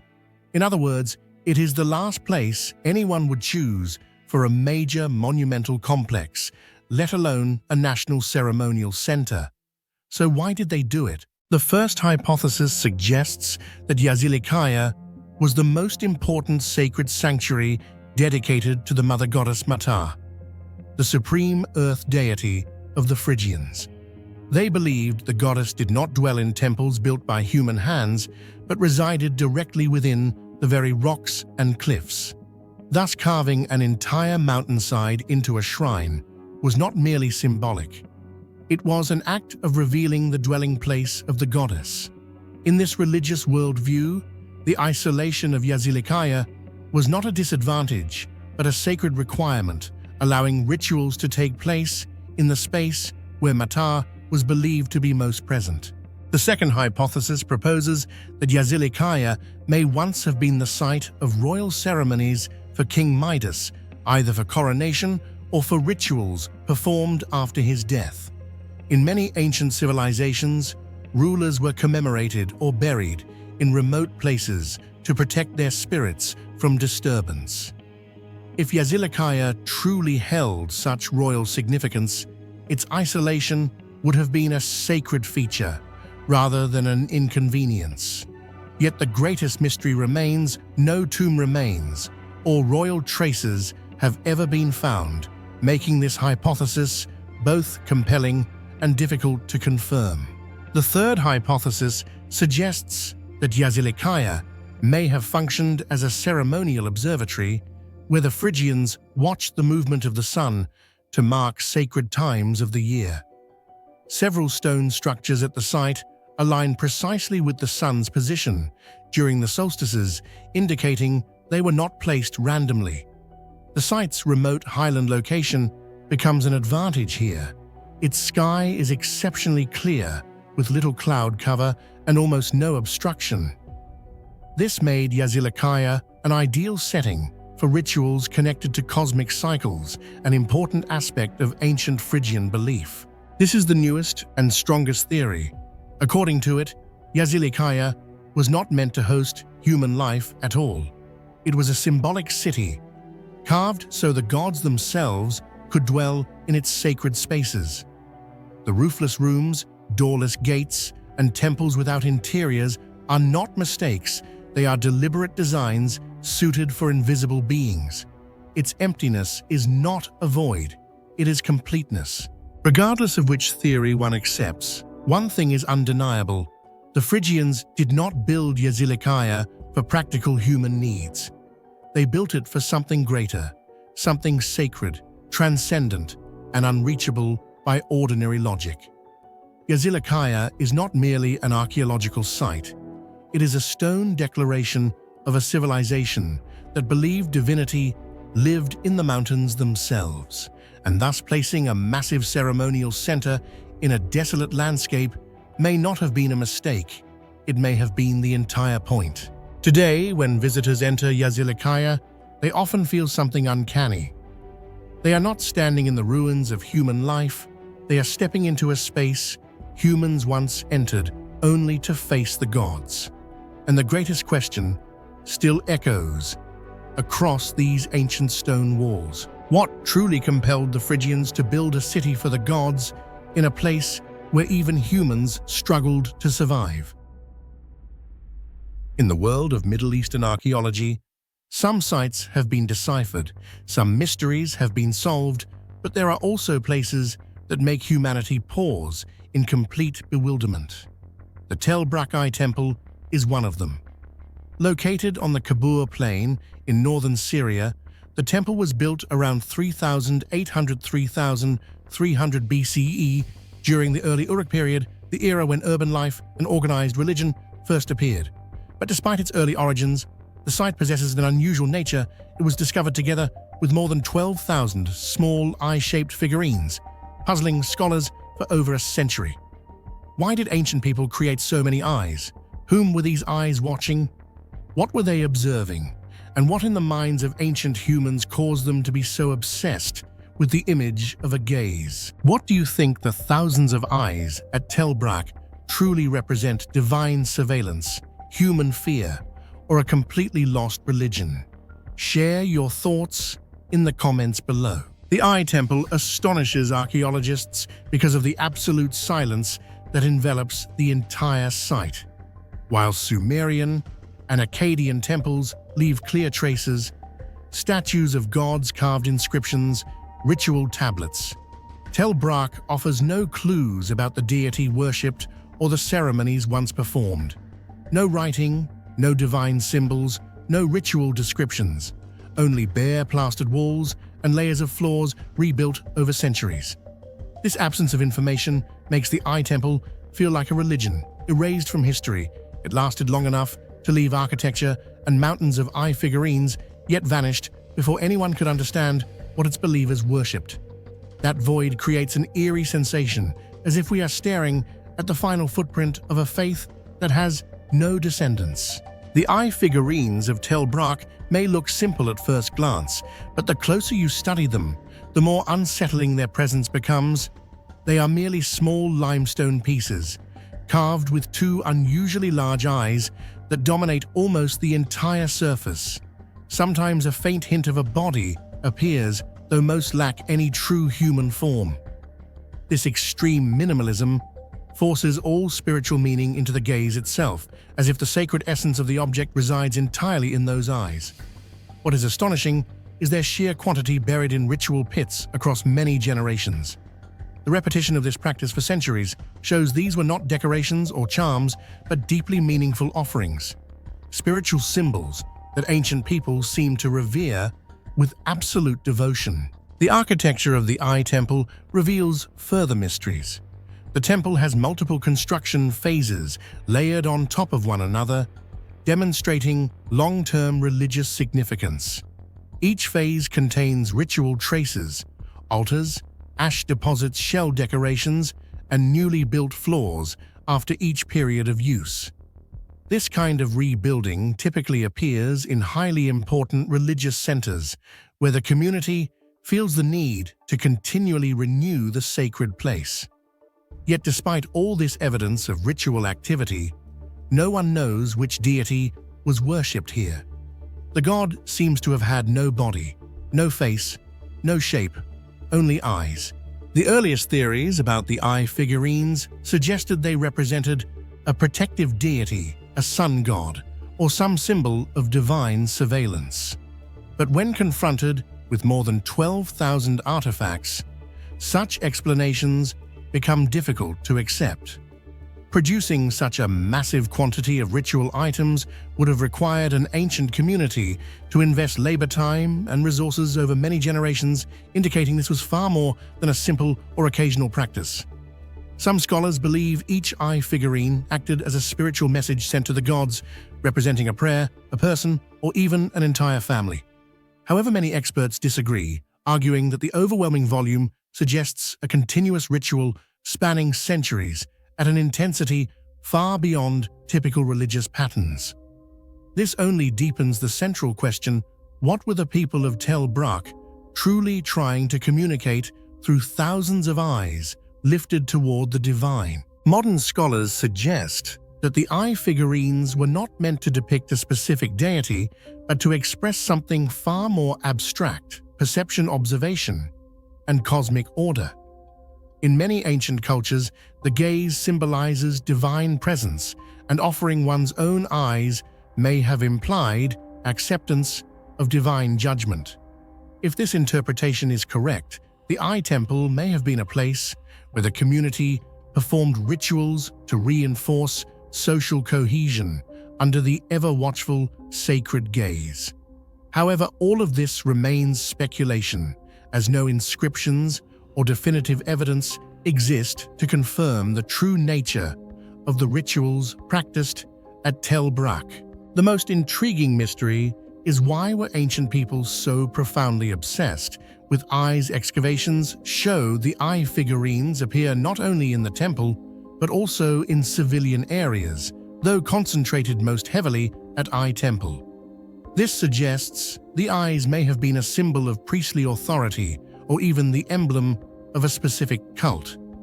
Yet the truth remains elusive, as all information about their beliefs disappeared when the Uruk culture declined. Looking at the broader Uruk period, when humans began creating cities' social hierarchies and early state systems, the appearance of thousands of eyes may reflect the psychological anxieties of a society entering a more complex world. The eyes may have symbolized the god who sees everything, a mechanism for maintaining social order. Or more simply, they may represent the way ancient humans conceptualized divine presence. A being with no form, no body, only a gaze. A bold theory suggests that the Eye Temple did not belong to any known Mesopotamian religious system, but instead represented an entirely separate belief, a religion that vanished before humanity could record a single text about it. In the spiritual world of the people of Tel Brak, the soul life and sacred power may all have been tied to the gaze. The eyes were not just symbols of a deity, they may have been the very essence of divinity itself, an invisible presence constantly watching every human action. They may have believed the universe functioned through the act of being seen, and that the gaze was the bridge connecting humans to the sacred realm. Yet no matter how compelling these theories sound, they still fail to answer the central question: why were thousands of eyes created? And what compelled an ancient community to sustain this ritual for centuries? This paradox is precisely what makes Tel Brak one of the greatest enduring mysteries, challenging everything we know about early religion and prehistoric spiritual life. Today, when staring at the piles of eye figurines displayed in museums, we feel as though we are meeting a gaze from 3,000 years in the past. These eyes watch us, waiting for us to understand them, yet they remain completely silent. And it is this silence that makes the Tel Brak Eye Temple one of the most haunting mysteries in human history. Hidden deep beneath the scorching cliffs of the Valley of the Pharaohs, where shadows guard the secrets of ancient kings, lies a chamber unlike anything archaeologists expected to find. KV 63 is called a tomb, yet it defies every rule of Egyptian burial tradition. Inside there is no mummy, no royal name, no prayers carved into stone, only silence. But scattered across its floor are items so unmistakably tied to the rituals of death coffins, natron resins, linens, that the chamber seems frozen midway through a forgotten funeral. For nearly 20 years, scholars have stood before this paradox, unable to escape the same chilling question: if KV 63 was prepared for a burial, then where is the body, and who was meant to rest here? Who do you think was originally meant to be laid to rest in KV 63?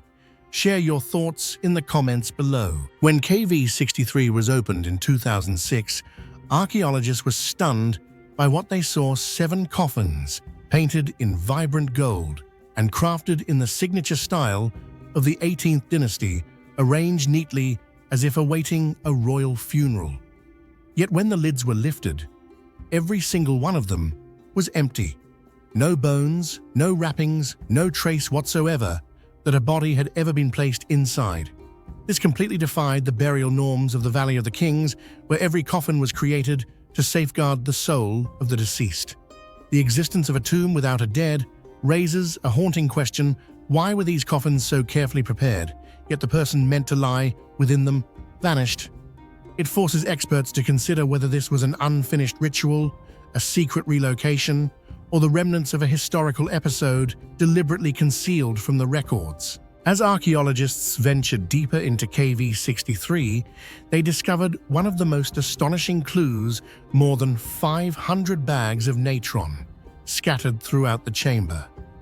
Natron is the special mineral salt used to absorb moisture and dry out the body during the mummification process, and the quantity found here far exceeds what would be required for an ordinary burial. It is equivalent to the amount used in a complete royal mummification ritual. This immediately removes KV63 from the category of a simple storage room. If it were only meant for storage, why was the natron nearly new clean and present in such an unusually excessive amount? And if this were an unfinished tomb, why were the ritual materials so complete, so uniform, and apparently already used? Every trace points toward a striking possibility. KV63 once served as the initial stage of an actual mummification procedure, but the body associated with that ritual was later removed or disappeared in a manner that history has left entirely unexplained. Alongside the bags of natron, archaeologists also uncovered numerous carefully sealed ceramic jars identical to those used in burial rituals to store fragrant oils, resins, cosmetics, or food offerings for the afterlife. Yet when opened, many of these jars were completely empty, containing only thin residues or faint traces of resinous scent that had evaporated over time. This indicates that they once held ritual substances and had been used in an actual ceremonial process rather than being stored unused. The fact that these jars were sealed yet hollow presents a puzzling contradiction. Why would ritual items that had already been used be resealed as if untouched? When paired with the enormous quantity of natron found in the chamber, experts believe that KV63 functioned as a fully equipped funerary preparation room, where the earliest stages of a mummification ritual were carried out. Among the objects found inside KV63, archaeologists paid special attention to the linen pads, headrests, and soft fabric pieces, all of which belonged to types used exclusively in royal funerary rituals. Some of the textiles were so finely woven that they would have been reserved only for royal women or individuals of high status within the palace. Even more striking, several small boxes still carried traces of ritual cosmetics, the kind used to purify and prepare the bodies of queens before burial. The presence of these distinctly royal items suggests that KV63 was not a random storage chamber, but was directly connected to the Amarna royal household, a period marked by turbulent secrecy and political upheaval in ancient Egypt. One of the most puzzling discoveries inside KV63 is the presence of coffins that do not resemble true burial coffins. Many of them show signs of being dismantled, modified, and repainted multiple times, as if they had originally served a completely different purpose before being transformed into ritual containers. Reusing coffins was almost unheard of in ancient Egypt, except during periods of turmoil or when concealment was intentional. For this reason, experts believe these coffins reflect the political and religious climate of the Amarna period, a time when radical reforms disrupted traditional funerary practices, and many details were deliberately erased from the record. Every item in KV63 bears the imprint of the Akhenaten Tutankhamun era. The tomb's location is also noteworthy. It lies very close to the tomb of Tutankhamun. Many Egyptologists believe KV63 could have been a funerary preparation chamber for King Tut himself, or for the women associated with him, such as Queen Kia, a mysterious figure erased from many records, Queen Tai Akhenaten's mother, or one of the royal wet nurses. All were potential candidates to be buried in the valley, yet not all have identifiable tombs.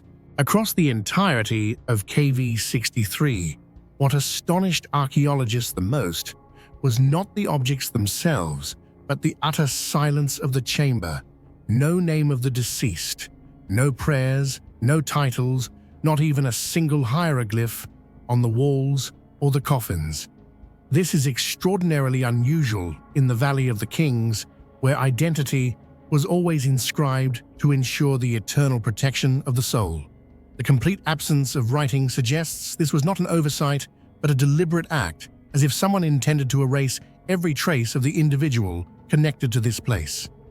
This raises a disturbing question. Was this the resting place of a disgraced figure, a queen erased from history, an unacknowledged royal child, or someone so politically sensitive that their existence could not appear in official records? All these questions lead to the greatest mystery of KV. 63 was a mummy once placed here. All evidence points to, yes, KV 63 was not empty from the beginning. The natron shows signs of use. The jars once held oils and resins. The linen pads and headrests show pressure marks left by something heavy. The coffins show signs of containing something or someone before being cleaned out. There are no records of looting, implying the removal of the body may have been done intentionally by the ancient Egyptians, not by thieves. Based on the traces left behind inside KV 63, many theories have emerged, yet none are strong enough to stand as a definitive answer. One prominent possibility is Queen Kia, the enigmatic woman of the Amarna court, whose name was erased from most records after Akhenaten's religious reforms. The ritual items found in KV 63, especially royal cosmetics and finely woven linens, align with the burial practices reserved for high-ranking women. Another possibility is that the person once placed here was a royal child, as the Amarna period records several infant deaths among Pharaoh's offspring, many of whom have no known tombs. Some scholars point instead to Maya, the wet nurse of Tutankhamun, a powerful woman depicted in royal art, yet lacking an identified burial site. And there remains the very real possibility that KV 63 once held a highly confidential individual concealed during the political turbulence at the end of the Amarna era, when many names were erased to protect the newly restored order. Whoever this person was, all evidence indicates that KV 63 was not empty from the beginning, but was originally prepared for the burial of someone significant. Yet that identity was deliberately erased by history. KV 63 is not merely an underground chamber. It is a buried memory, an interrupted ritual, a story someone intentionally sealed away. Until the final question is answered, who was meant to rest here? KV 63 will remain a tomb without a body, yet filled with the silent traces of a person who lived and whose name was stripped away by time. Across the silent deserts between Turkmenistan and Uzbekistan, where scorching winds erase footprints within minutes, and ancient riverbeds lie cracked like old bone, archaeologists stumbled upon something no one expected: traces of a civilization so advanced, so deliberate, it seemed impossible for this landscape to have birthed it. This was the Bactria Margiana Archaeological Complex, or the Oxus civilization, a culture that emerged fully formed, shining brightly for centuries, then vanished so completely that history doesn't even whisper its name. What makes BMAC extraordinary isn't just the brilliance of its temples, its gold, or its enigmatic gods.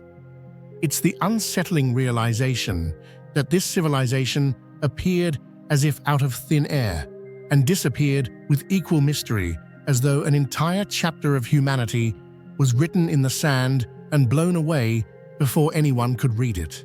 What do you think truly caused a brilliant civilization like BMAC to appear and then vanish without a trace? Share your thoughts in the comments below. BMAC puzzles archaeologists because it emerged so abruptly that it breaks every familiar model of cultural evolution. There are no traces of small villages, no phase of agricultural experimentation, and no gradual transitional steps. Around 2300 BCE, in the heart of a harsh desert-fortified cities, ceremonial temples and sophisticated irrigation systems appeared simultaneously, as if built by a fully developed society arriving from elsewhere. This sudden explosion not only surpassed what the natural conditions of that era should have allowed, but also made BMAC one of the most striking examples of a civilization without a prelude, giving the impression of a historical chapter that began without its opening page. At major sites such as Gonur Tepe, the architecture of the BMAC reveals a level of organization far beyond what one would expect from an ancient desert civilization. Thick defensive walls, ceremonial gateways, storage rooms for ritual objects, and small temples arranged along precise spatial axes set them apart entirely from contemporary cultures like Sumer or Egypt. Most remarkable is their complex water management network, engineered directly within an arid environment, proving that they did not merely survive, but truly thrived. This ability to control such scarce resources turned BMAC cities into living fortresses in the desert, powerful testaments to the ingenuity and advanced engineering skills of their people. The treasures unearthed from BMAC's royal tombs reveal a vast world of trade that reached far beyond the boundaries of the desert. Hundreds of pure gold artifacts, exquisitely crafted jewelry, deity figurines with unusual stylistic features, and meticulously worked gemstones show that their craftsmanship had reached an exceptional level of sophistication. What is astonishing is the origin of many of these stones: lapis lazuli from the Hindu Kush Mountains, carnelian from the Indus Valley, and minerals arriving from Iran, Pakistan, and even more distant regions. This proves that BMAC was not an isolated society, but functioned as a strategic commercial hub, where merchant caravans from diverse cultural spheres crossed harsh deserts to exchange goods, knowledge, and stories about the world beyond. The religion of the BMAC becomes increasingly enigmatic the deeper one examines it. Numerous artifacts suggest they worshipped four-eyed deities with stern expressions, along with hybrid creatures whose forms defy any known symbolic system. Certain carvings are thought to be linked to exorcistic rituals, while stone basins and ceramic vessels bearing traces of intoxicating herbal mixtures hint at trance induction or shamanic ceremonies. Some scholars propose that this region may have nurtured the earliest foundations of Indo-Iranian religions, including the Soma ritual, the sacred drink often described as the water of the gods. Altogether, the spiritual world of the BMAC remains an elusive realm that modern understanding has yet to penetrate. The most perplexing aspect of the BMAC is that they left behind a powerful civilization, but no writing system whatsoever. No symbols, no inscriptions, no trace of any decipherable language, as if their entire voice had been erased from history. This forces researchers to reconstruct the story of BMAC solely through archaeological materials, urban structures, and especially genetic evidence. What deepens the mystery further is that DNA analyses reveal the BMAC population was not homogeneous. Instead, they were a complex blend of ancient Iranian, South Asian, and Central Asian groups. This raises a profound question: were they an indigenous community that developed independently, or the descendants of a large migratory wave that settled here and fused into a new society? The royal tombs of the BMAC make the mystery even harder to explain. Though built from mud brick on a large scale and filled with gold, gemstones, and exquisitely crafted ritual objects, they contain no names of the deceased and no markers of social rank. This suggests that individuals of extraordinary authority once existed: kings, priestesses, or ceremonial leaders, yet their identities have vanished without a trace. Not a single inscription, not a single identifying symbol remains, as if the entire ruling class of the BMAC had been deliberately erased from history. After all the magnificence, the greatest mystery, and the one most fiercely debated is, why did such a powerful, wealthy, and complex civilization disappear so suddenly? Around 1800 BCE, within a remarkably short span, their cities were abandoned. No burn layers, no war evidence, no signs of prolonged famine. Everything stopped, as if the population collectively walked away in silence. Although many theories have attempted to explain the disappearance of the BMAC, all of them contain significant gaps, leaving the mystery far from solved. The most widely accepted theory argues that the Murghab River, the region's only lifeline, shifted its course, rendering the sophisticated irrigation network of the BMAC useless. However, even if this were true, it is difficult to believe that a highly skilled civilization would abandon its entire urban system in such a short period. Prosperous societies usually try to extend new canals or relocate gradually, not disappear all at once. Another theory mentions the expansion of Indo-Aryan nomadic groups, suggesting they blended with or replaced the BMAC population. Yet archaeology shows no evidence of war violence or large-scale destruction signs that would be expected if such a conflict had occurred. A B. Boulder hypothesis proposes an ancient epidemic, a deadly disease capable of causing panic and forcing inhabitants to flee. But no unusual burial patterns or microbiological traces have been found to support this idea.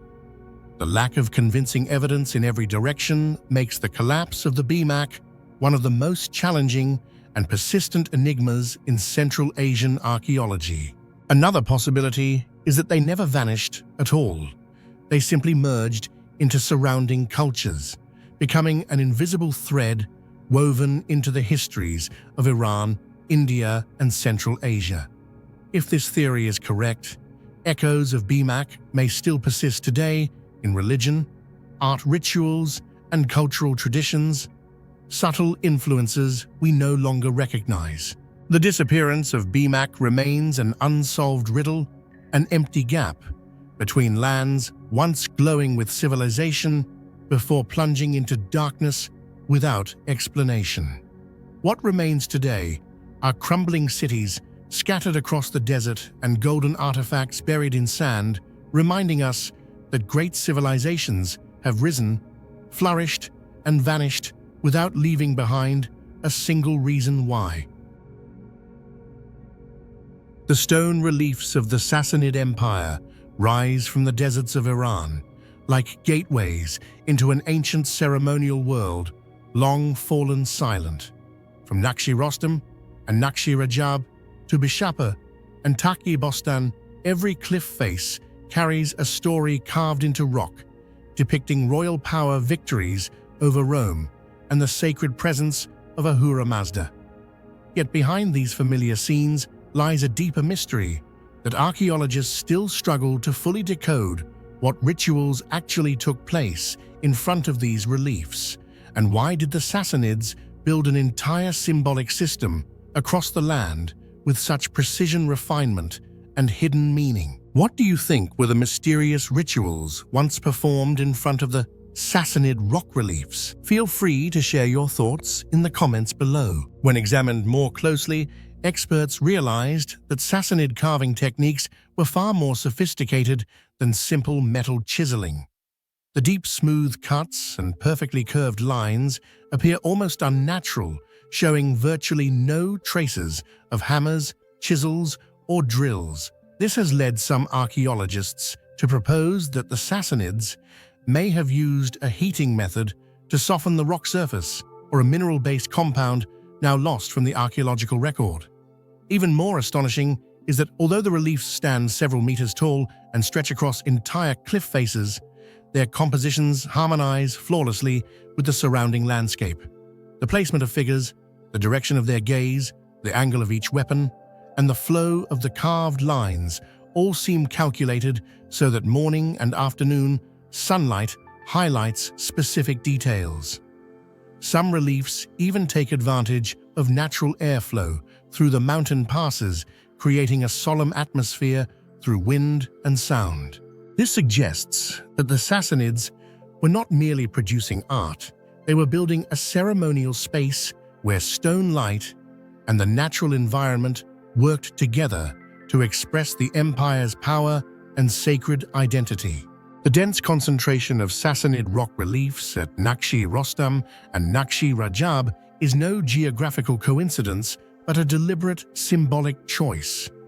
These sites were the resting places of Achaemenid kings, such as Cyrus the Great Darius and Xerxes, the very founders of the ancient Persian Empire.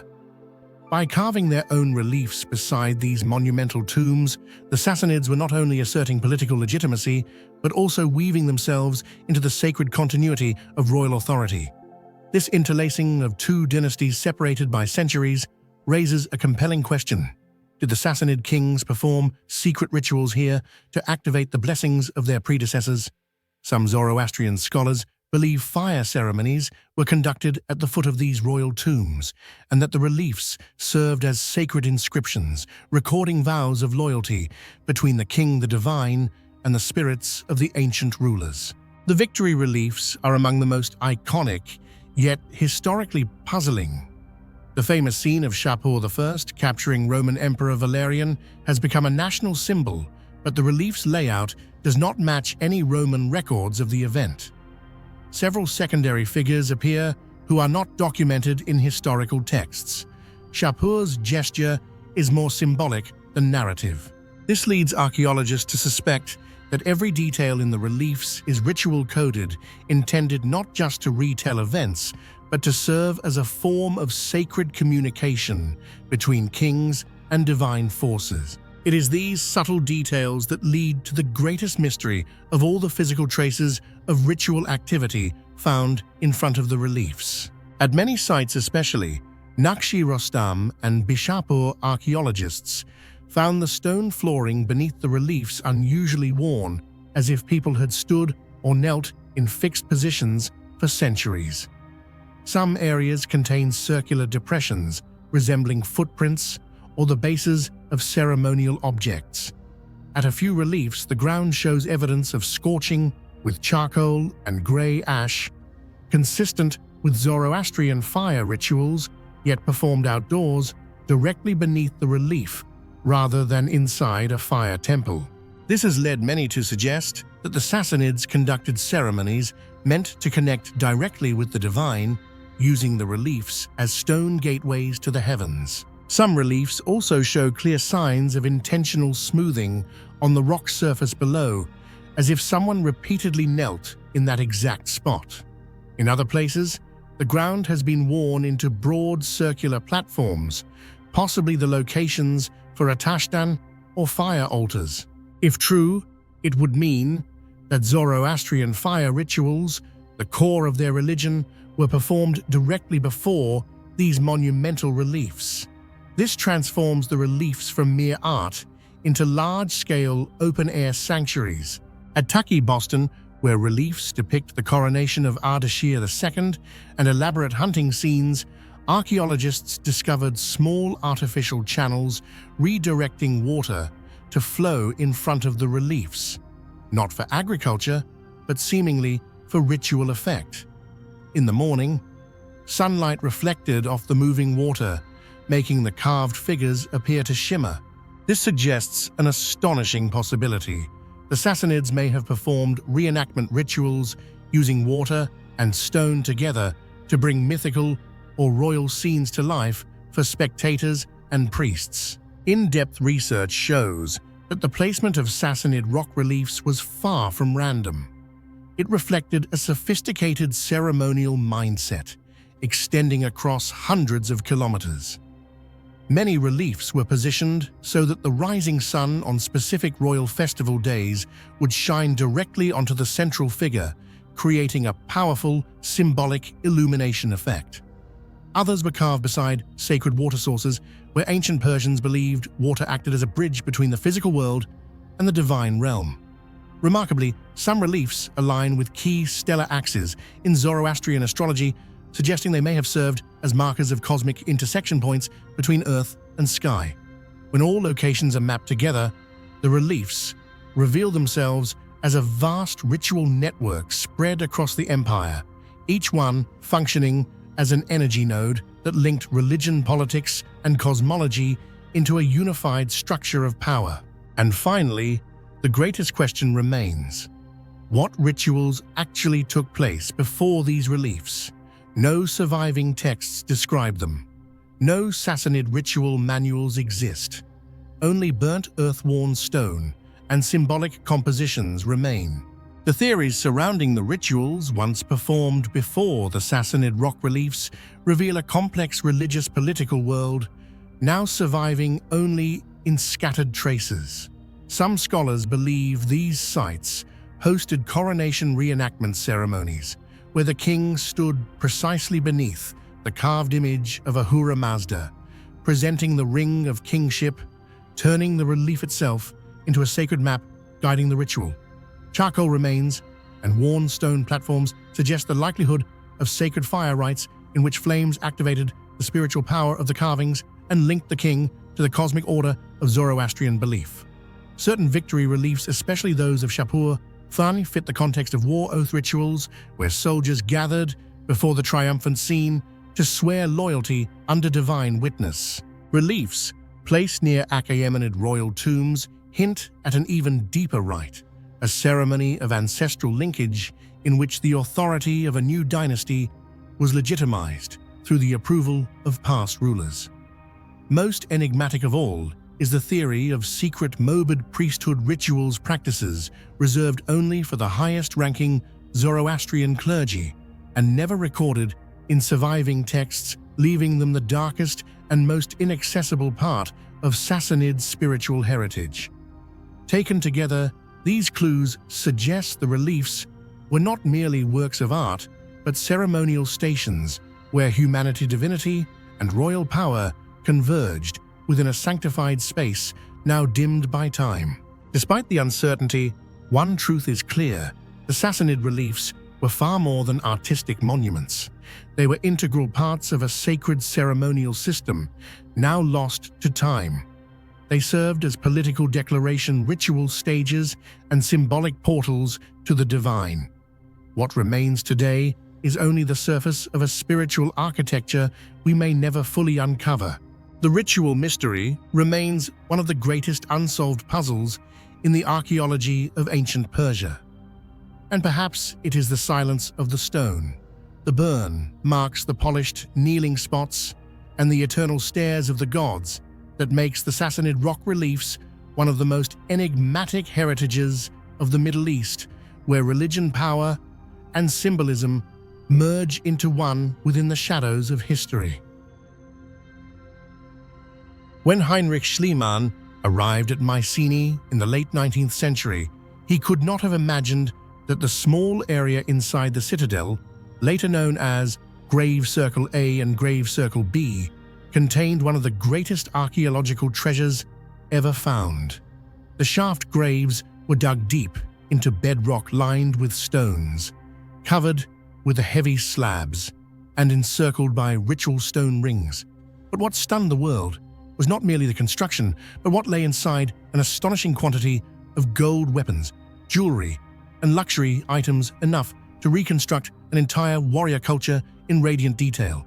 And from this moment, the greatest mystery emerged: who exactly were the people buried in the Mycenaean shaft graves? Who do you think was truly buried inside the Mycenaean shaft graves? Ancient kings, foreign warriors, or a vanished elite?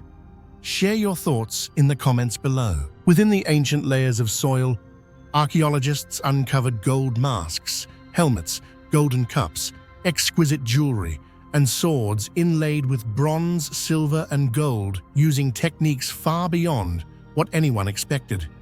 Each object seemed to come from a world where artistry and power merged seamlessly. The motifs were so refined that they felt out of place for a society that had only recently left the Stone Age behind.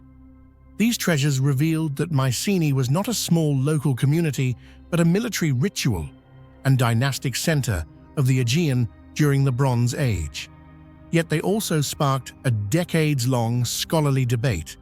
What caused this sudden and extreme explosion of wealth? The influence of Egypt and the Near East found in Mycenaean artifacts is one of the most intriguing mysteries of the entire shaft grave complex. Many motifs, inlay techniques, and artistic forms resemble those of Syria, Canaan, or Egypt so closely that they can hardly be considered purely Greek creations. Yet the strange part is that early Mycenae left no records of diplomacy, trade, or tribute with these distant civilizations. This silence has opened the door to conflicting theories. The Mycenaeans may have learned advanced metalworking and art from itinerant craftsmen, or these objects could have been war trophies from campaigns forgotten by later traditions.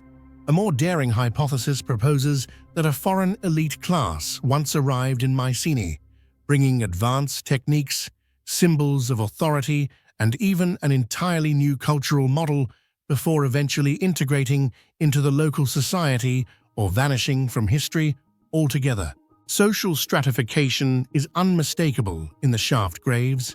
These were not burial places for ordinary people. They were reserved for a superior class of individuals treated as royalty or deified warriors. This is shown by the abundance of weapons masks and jewelry arranged around them, an intentional reconstruction of power even in death. Artistic depictions, lion hunts, battle scenes, ritual processions reflect a complex symbolic world, yet not detailed enough to identify the individuals.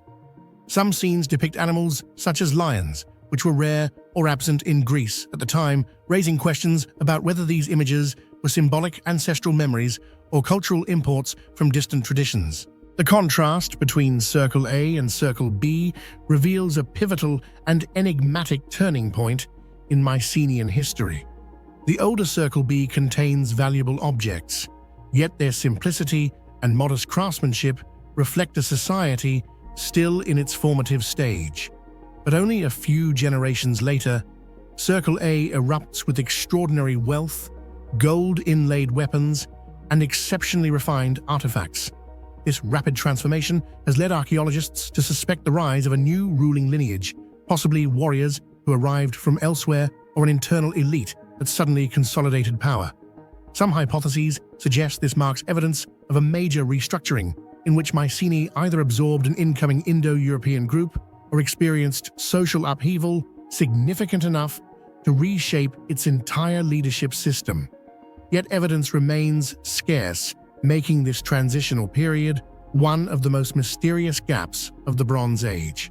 The Mask of Agamemnon is the most iconic symbol of Mycenae, yet modern analysis shows it predates the Trojan era by at least 3 centuries, making the identity of the man beneath it even harder to determine. His face is recreated in thin, hammered gold with a mustache, a straight nose, and an expression of commanding authority, suggesting a leader of exceptional status. However, since Mycenae left no written records, we cannot know whether he was an early king, a legendary warrior, or the head of a powerful lineage that has vanished from history.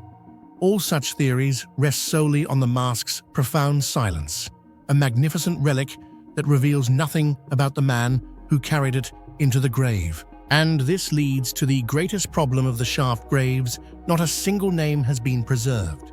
No inscriptions, no royal emblems, no titles. Only skeletons, gold weapons, and symbols of authority. This absence of identity makes the central mystery of the shaft graves one of the most enduring, unanswered questions of European archaeology. Who were the people buried in the Mycenaean shaft graves? There are several theories attempting to explain the identity of the individuals buried in the Mycenaean shaft graves, and each offers a different perspective on how power first emerged in the Aegean world. Some scholars argue that these were the earliest kings, tribal leaders who unified scattered communities into a strong, centralized authority. In contrast, another prominent theory suggests they were Indo-European warrior elites who arrived from the north, bringing advanced metallurgical skills and superior military organization. If this is true, Mycenae may have been the result of a fusion between 2 traditions, local and foreign, giving rise to a brilliant warrior society that laid the foundation for later Greek civilization. Some scholars believe that the individuals buried in the shaft graves were not merely leaders, but may have been heroes, elevated to divine status similar to the demigods of later Greek mythology. The gold-inlaid weapons, refined masks, and luxurious grave goods may have served not only to display power, but also to recreate a superhuman image of the deceased. in the collective memory of their community. This could represent Mycenae's way of honoring legendary figures from its formative era. However, no direct evidence confirms or disproves this theory, leaving it suspended in the hazy boundary between myth and archaeology. Recent DNA studies show a blend of local Aegean populations and migrants from the Pontic-Caspian region consistent with Indo-European dispersal models.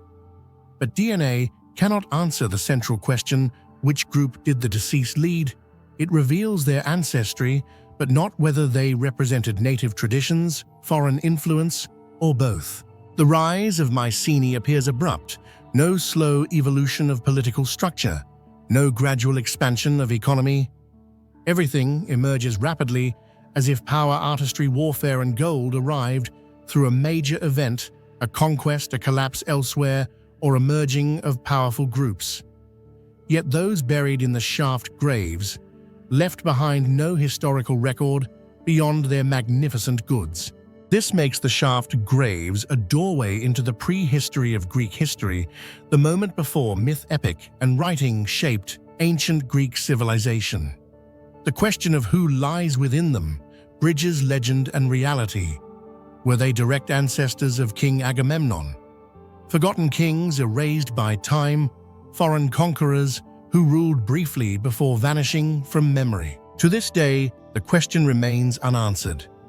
And perhaps the silence of the golden graves, no inscriptions, no titles, no clues, is what makes them one of the most compelling mysteries of the Bronze Age.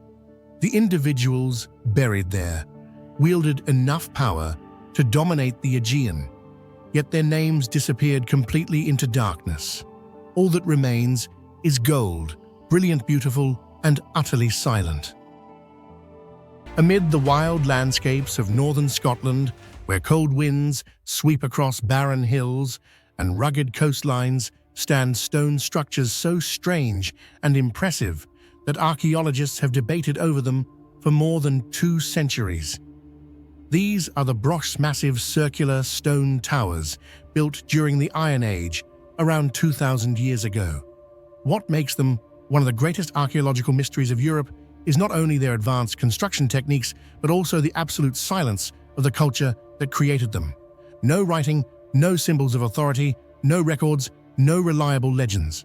All that remains are thick, towering stone walls built by bare hands and inherited knowledge standing defiantly against the imagination of the modern world.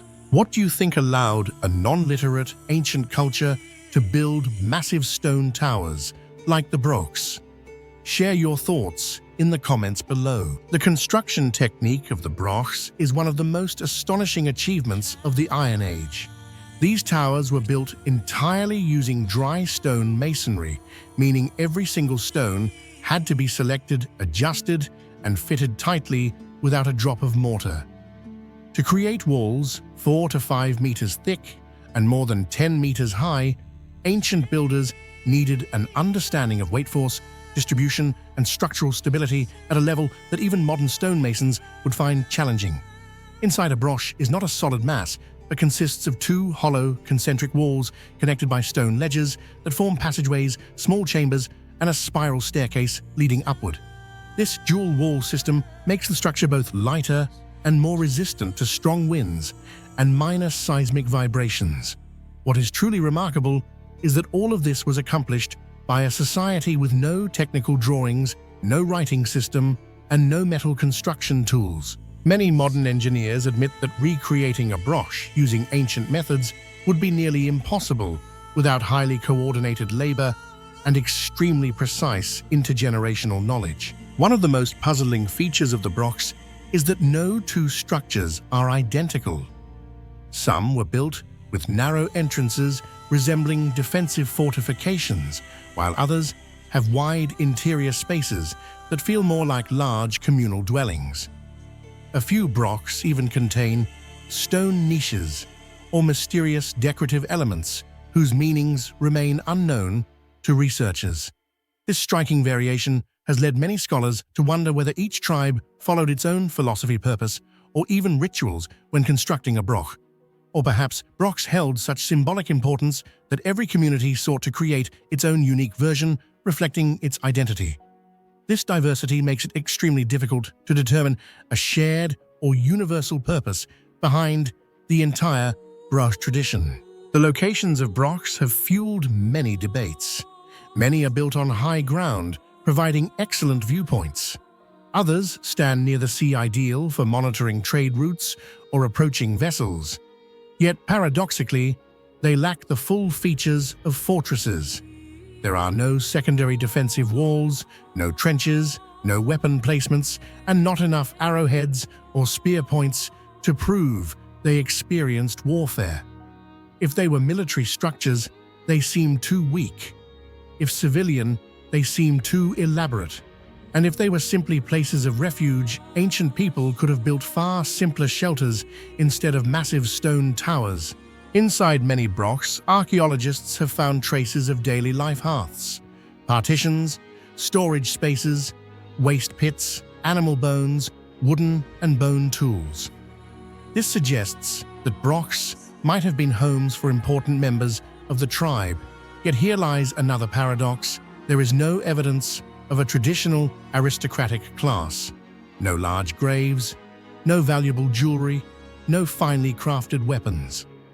A society capable of building monumental stone towers seems to have had no kings, no rituals of power, and no clear social hierarchy. This is considered one of the strangest socio-economic puzzles of the Iron Age. Some Brochs were built on top of older ones, evidence that certain sites held significance for many generations. These locations may have been ceremonial centers, gathering points, or symbols of tribal identity. But once again, there is no definitive evidence. We can only speculate based on architecture and placement. Throughout the archaeological history of Scotland, the most debated question has always revolved around the true purpose of the Brochs, those massive and enigmatic stone towers.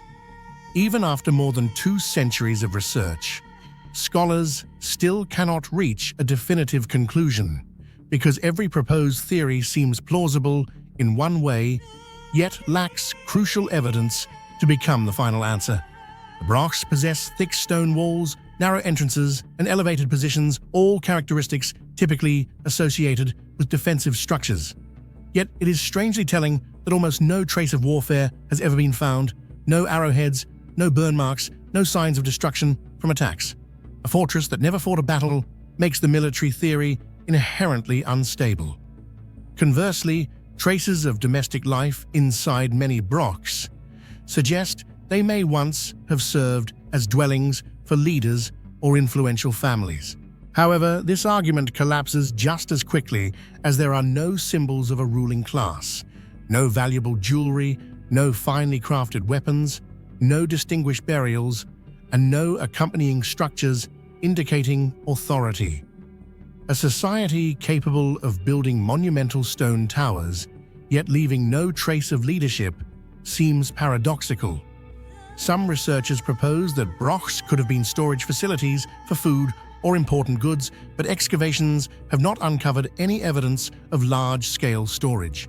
Grains, seeds, tools, and goods do not appear in quantities that would support such a function. Another theory views the Brochs as signal towers, since their elevated locations would be ideal for monitoring coastlines or plains. But if they truly formed a warning network, the towers should have been built in a coordinated pattern. In reality, they stand scattered with no discernible strategic arrangement. The theory most favored by modern scholars suggests that Brochs served ceremonial or symbolic purposes, expressions of communal strength in a non-literate society. The participation of hundreds of people in constructing a broch may itself have been a ritual of social or spiritual cohesion. Yet this idea also falters due to the absence of unmistakable ritual evidence, no altars, no idols, no offerings. This lack of concrete proof across all directions creates the unique allure of the Broch mystery.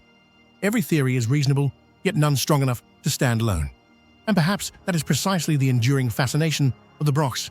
They are not merely stone structures, but remnants of a mindset, a way of life, a vanished culture, leaving us with a question that has never found a complete answer.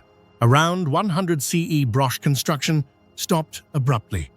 There is no evidence of war, major natural disasters, or sudden climate change. It is as if the culture that built them simply vanished or transformed into a society with no further need for Brochs. The silence of history makes this gap even more mysterious.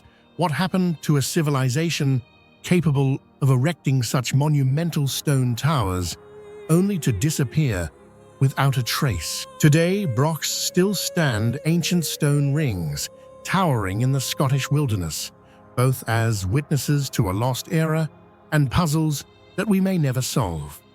All that remains are silent walls, waiting for future generations to continue asking questions. In the middle of Sardinia, an ancient island, carrying layers of time stacked upon one another, there exists a type of structure so unusual that archaeologists, archaeoastronomers, and anthropologists still argue endlessly about it. The Nuragic water wells, or the ritual wells of the Nuragic civilization. They resemble nothing else in Europe. They aren't tombs, residences, or military structures. Instead, they are large stone constructions forming an inverted tower, descending into the earth, ending in a small chamber where the water lies still as a mirror, cold, pure, and almost unchanging. What astonishes researchers is not only their age, over 3,000 years old, but the fact that the Nuragic people left no written records explaining why they built these structures, why water was so important to them, or why every element seems aligned with moonlight and astronomical cycles longer than a human lifetime. What do you think the Nuragic people built these mysterious underground wells for? Rituals, astronomy, or something even stranger? Share your thoughts below. Wells such as Santa Cristina, Santa Vittoria, and Pradio Canopoli reveal an architectural sophistication far beyond what we usually associate with a Bronze Age society. The conical stone staircase descending toward the bottom is not just a passageway, but a meticulously calculated structure. Each step is cut straight flat and gradually narrowing, forming what feels like a massive stone lens directing the visitor downward. Walking into it, one has the sense of entering a ceremonial chamber where light itself is deliberately controlled. The lower chamber, circular or oval, is positioned precisely beneath a perfectly crafted opening in the ceiling. This opening is not merely a skylight, it is a focal point allowing sunlight or moonlight to fall directly onto the water below. Even more astonishing is the fact that the entire structure is assembled from large stone blocks without mortar, yet it has remained intact for 3 millennia. The impossibly flat stone surfaces suggest a level of craftsmanship we cannot fully explain, especially since the Nuragic people left no evidence of advanced tools. Everything points toward a purpose beyond everyday life, almost as if the entire structure functioned as an ancient astronomical instrument built from stone, operating through light and darkness. What puzzles researchers the most is the astronomical precision encoded into the structure of the Nuragic wells. The orientation of the staircase, the central shaft, and the opening in the ceiling is anything but random. Everything is arranged so that moonlight can strike the water during extremely rare moments such as the lunar standstill, which occurs only once every 19 years. Not only that, during the equinoxes and even the summer solstice, sunlight also slips perfectly through the opening to illuminate the underground chamber. Achieving this level of precision requires long-term observation and memory of celestial cycles far beyond what one would expect from a civilization with no written language. For this reason, many experts believe the Nuragic people transformed these wells into an underground astronomical observatory, where the water itself acted as a natural mirror reflecting the movements of the sky above. But the most difficult question remains, the one scholars have debated for centuries with no consensus. What were these wells actually used for? They were not storage systems, shelters, granaries, or temples in the conventional sense. Archaeological evidence strongly suggests they were built for ritual purposes, but what kind of ritual remains completely unknown. Some archaeologists believe the Nuragic wells were not merely technical constructions, but sacred centers for rituals connected to fertility and rebirth. Inside the darkness of the underground chamber, when moonlight falls through the opening above and reflects on the still surface of the water, it creates the mesmerizing image of an underground moon. For the Nuragic people, this phenomenon may have symbolized a union between the heavens and the earth, between the world of the living and the realm of the divine. Local legends even recount that tribal leaders had to witness the moon in the water as a sign of divine approval before assuming authority. Although no definitive proof has yet been found, this hypothesis suggests that the Nuragic viewed light and water as sacred elements deliberately orchestrated within their hidden rituals. Some experts believe that the Nuragic wells were actually lunar calendar temples, where ancient people observed long-term lunar cycles for agriculture rituals and tribal traditions. The way the shaft staircases and ceiling openings are arranged shows that they were not simply oriented toward light, they were capturing astronomical moments that repeat only every few decades. This raises a profound question: how could a civilization with no writing system, no recorded star charts, and no known symbols manage to observe and remember the moon's complex movements across many generations? Even major ancient civilizations struggled to track the 18.6-year lunar cycle, yet the Nuragic people seem to have encoded it directly into stone and light. Their silence, no inscriptions, no instructions, makes this hypothesis even more mysterious. If these wells truly functioned as a lunar calendar, where did that knowledge come from, and why did it disappear entirely? Some scholars propose that the wells were gateways to the underworld within Nuragic belief systems, with the water acting as the boundary between the living world and the realm of ancestors or spirits. Strange artifacts found near the wells, bronze figurines with triangular heads, miniature Nuraga towers, and solar lunar stellar symbols suggest a sophisticated ritual symbolism. But without writings, everything remains a puzzle of disconnected fragments. One of the hardest mysteries to explain lies in the water itself. Whether during long periods of drought or heavy storms, the water level inside the Nuragic wells remains almost unchanged, holding a remarkably stable balance. This suggests that the wells may have been positioned precisely above highly consistent underground aquifers, something that would require a deep understanding of Sardinia's geology far beyond what we typically attribute to a Bronze Age society. But an even bigger question arises: why were the Nuragic people so devoted to this hidden underground water? Did they see it merely as a vital resource, or did they believe this still quiet water carried a sacred quality that connected humans to the supernatural?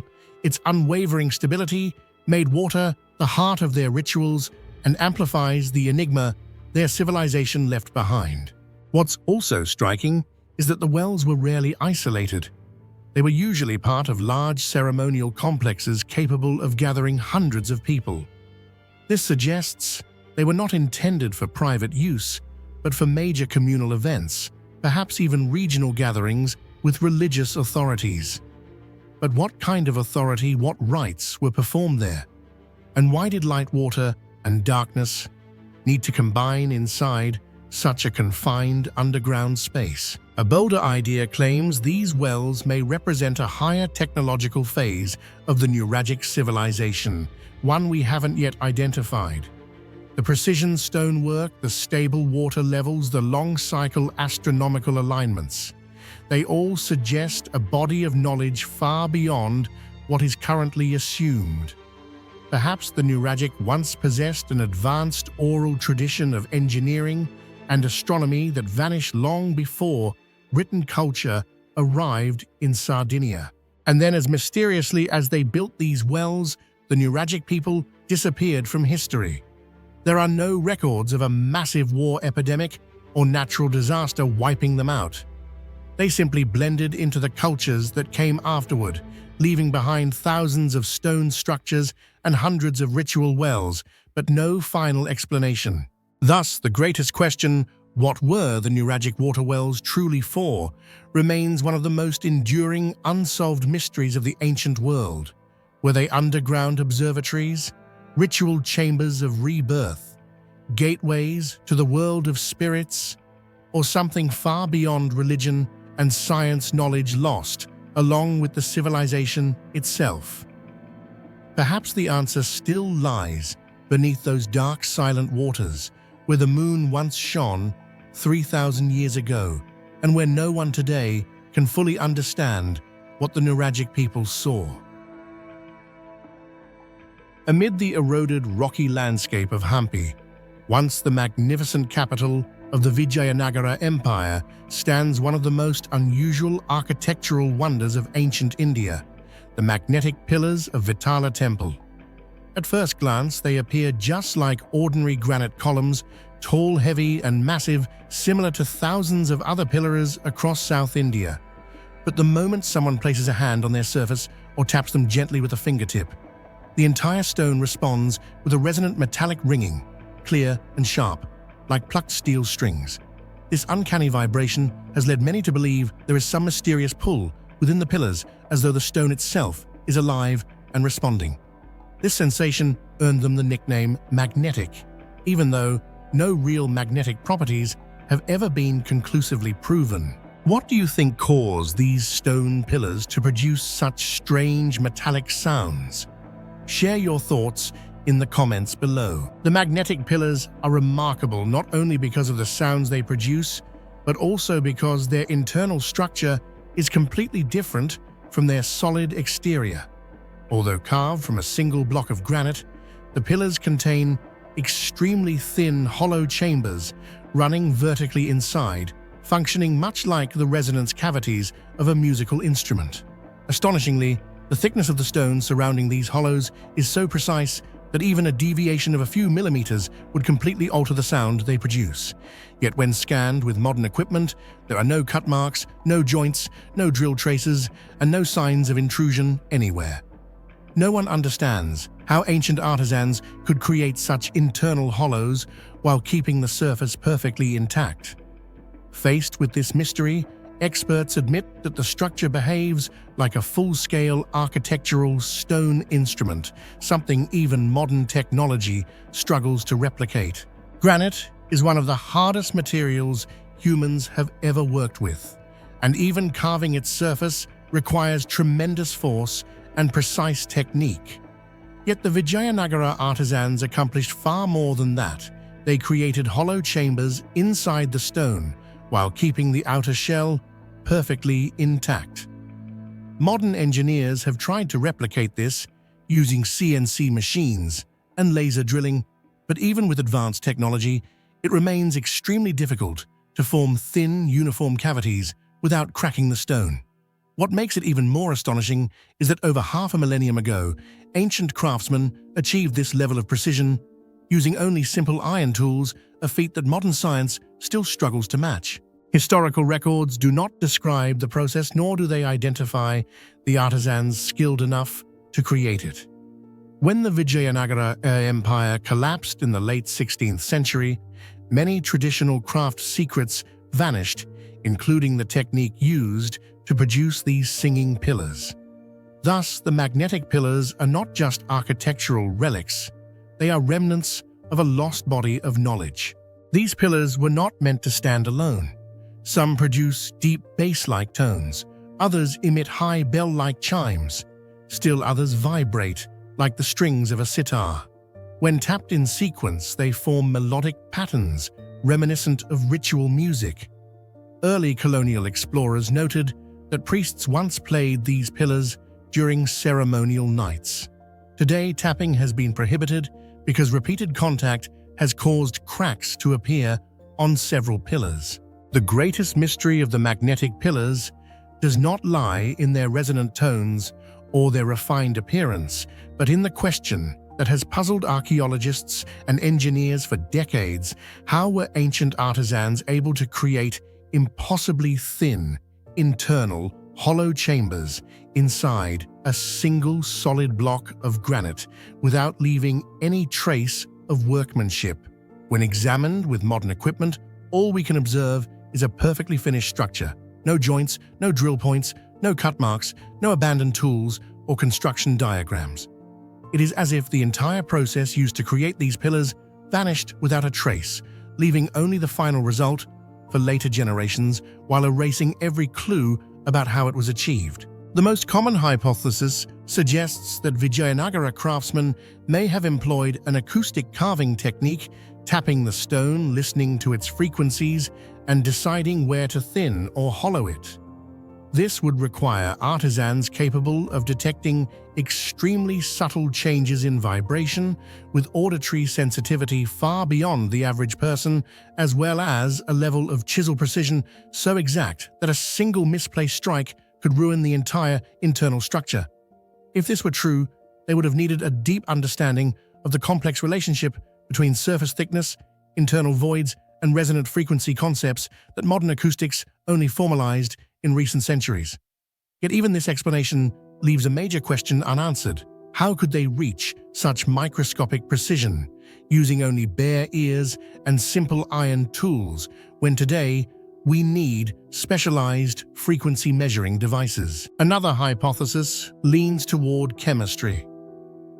Some scholars argue that ancient craftsmen might have used organic or mineral compounds to temporarily soften granite, making it easier to carve the inner chambers before the stone hardened again. However, no archaeological evidence, chemical residue, or historical documentation supports the use of such substances at Hampi. Granite is an extremely stable material, and the idea of softening it with a solution remains highly controversial. A geological hypothesis suggests that granite might have been easier to work when freshly quarried at a stage when its internal temperature and moisture had not yet stabilized. While plausible, even young granite is not soft enough to allow the creation of long, thin, uniform cavities like those seen in the magnetic pillars. A deviation of just a few millimeters would alter the sound, completely making this explanation difficult to defend. Some researchers boldly propose that ancient stoneworkers may have possessed specialized tools, such as natural diamond-tipped drills, passed down within secret artisan lineages, and lost after the fall of the Vijayanagara Empire. Yet excavations at Hampi have yielded no tools capable of supporting this theory. Finally, some scholars believe that the technique behind the magnetic pillars may not have relied on a single method, but rather a combination of several techniques, heating the stone, rapidly cooling it, to induce micro-fractures using hand-driven rotary drills, fine mineral abrasives, and continuous acoustic testing throughout the process. Even so, this multi-method hypothesis still fails to explain how the ancients achieved the perfect internal symmetry found within the pillars, something even modern machinery struggles to replicate. Every hypothesis contains a grain of possibility, yet none can fully explain the phenomenon. The inability of modern science to reconstruct a technique that existed over 5 centuries ago turns the question, how did they make this into one of Hampi's greatest enduring mysteries, one that may never be answered completely? Even with CNC machines and industrial drilling equipment, modern engineers still cannot recreate a perfect replica of the magnetic pillars. They can reproduce the outer shape, but when forming the internal hollow chamber, even a deviation of just a few millimeters causes the sound to become completely incorrect. Deep drilling tests also result in surface cracks, destroying the stone's monolithic integrity. Remarkably, modern technology still cannot reach the level of precision that ancient artisans achieved more than half a millennium ago. Many visitors report feeling a slight pull when touching a vibrating pillar. This is simply acoustic resonance similar to touching a speaker's diaphragm. But the sensation has fueled the belief that the pillars possess magnetic or mysterious energies. In reality, their legendary status comes not from magnetism, but from the astonishing craftsmanship far beyond what we can fully understand today. The magnetic pillars of Hampi are not merely elegant stone columns surviving from an ancient empire. They stand as living evidence that early artisans possessed a sophisticated understanding of acoustics and the ability to control the vibration of granite in ways we rarely imagine today, creating perfectly formed hollow chambers inside a single solid block of stone, while ensuring each pillar resonates at a precise frequency, suggests they once mastered a craft that modern science still struggles to decipher. Standing silently among the ruins of Hampi, these pillars seem to pose a quiet question. If the ancients could achieve something this extraordinary, how much other ancient knowledge has been buried by time lost before we ever knew it existed? It is this silence that makes their mystery even deeper. The ancient rock of Solutre, or Roche de Solutre, is one of the strangest and most difficult archaeological sites to explain in Europe. Standing tall in the Bourgogne region, this rock rises like an ancient landmark, solitary yet irresistibly mysterious. Tens of thousands of years ago, Paleolithic humans repeatedly returned to this place not for a few generations, but for more than 15,000 years in a consistent seasonal cycle. This creates a major paradox. Why did prehistoric people fixate on a single location so strongly that their behavior was repeated through hundreds of generations?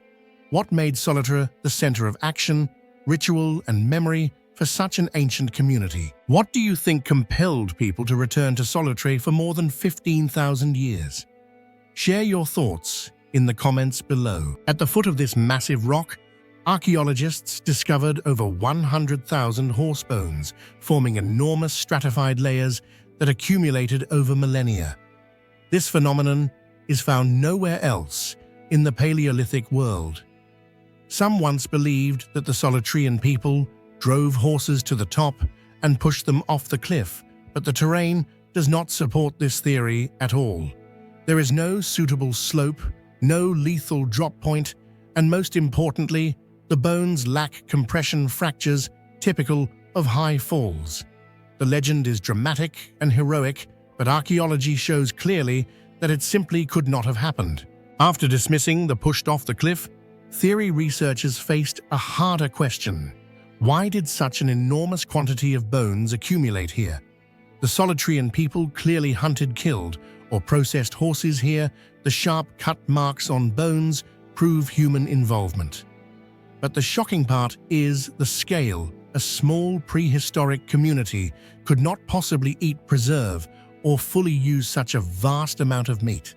So why did they keep returning year after year, as if following a ritual deeply rooted in their cultural and spiritual life? This is when archaeologists began to consider Solutre not as a simple hunting ground, but potentially a ritual site.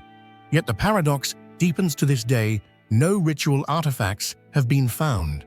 No pendants, no symbolic objects, no ceremonial fireplaces, no constructed shrines, no ritual burial patterns. The soil layers contain only hearth traces, stone tools, and countless horse bones. That is all, and this absence of ritual items makes the mystery even deeper. Why then did the Solutrean people choose this exact place as the center of an activity repeated over thousands of years? If not geology, if not resources, the only remaining explanation is the symbolic meaning of the rock. Roche de Solutre is not merely a large outcrop. It rises above the plain like a sacred mountain, a natural landmark visible from afar, similar to spiritual gathering sites of many ancient cultures. Archaeologist André Leroy-Gohan once wrote, "Solutre resembles a naturally born altar more than an ordinary hunting site." For the Solutrean people, this may have been a place where nature met the sacred. During each migration season of wild horses, they returned not only to hunt, but perhaps to perform a ritual transmitted across thousands of years. an action repeated so consistently that it became tradition, then symbol, then the spiritual homeland of their community. A deeper hypothesis suggests that hunting horses at Solutra was not primarily for food, but to reinforce community identity, similar to initiation rites or bonding festivals in later cultures. The act of hunting, even when not tied to food consumption, could still form the core of spiritual life. Killing horses, sharing the meat, tending fires, extracting marrow, and piling bones under the rock could represent abundant strength and the resilience of the tribe against the harsh Ice Age environment. Furthermore, the accumulation of bones over millennia may have turned Solutra into a ceremonial cemetery for horses, where each hunting season ended with a recurring rite. The remarkable consistency of bone quantities across time, no year with unusual peaks, indicates organized, purposeful, cyclical behavior. There were no sudden population crashes, no catastrophic natural events contributing spikes in bone deposition. This stability reveals one thing: this was not random, it was tradition. If Solutra was a ritual center, the next question is what kind of ritual? The answer may lie in the horses themselves. In many ancient cultures, horses symbolize strength, freedom, power, and survival. Killing them may have been an offering to ancestors' spirits or seasonal deities. Even without ritual objects, the repeated hunting behavior, along with the bone processing method, may have been the ritual itself. Rituals do not always require artifacts. Sometimes repeated ancestral actions are the ceremony. Today, standing before the Roche de Solutre, it is difficult not to feel a sense of sacredness in the way the rock towers above the plain.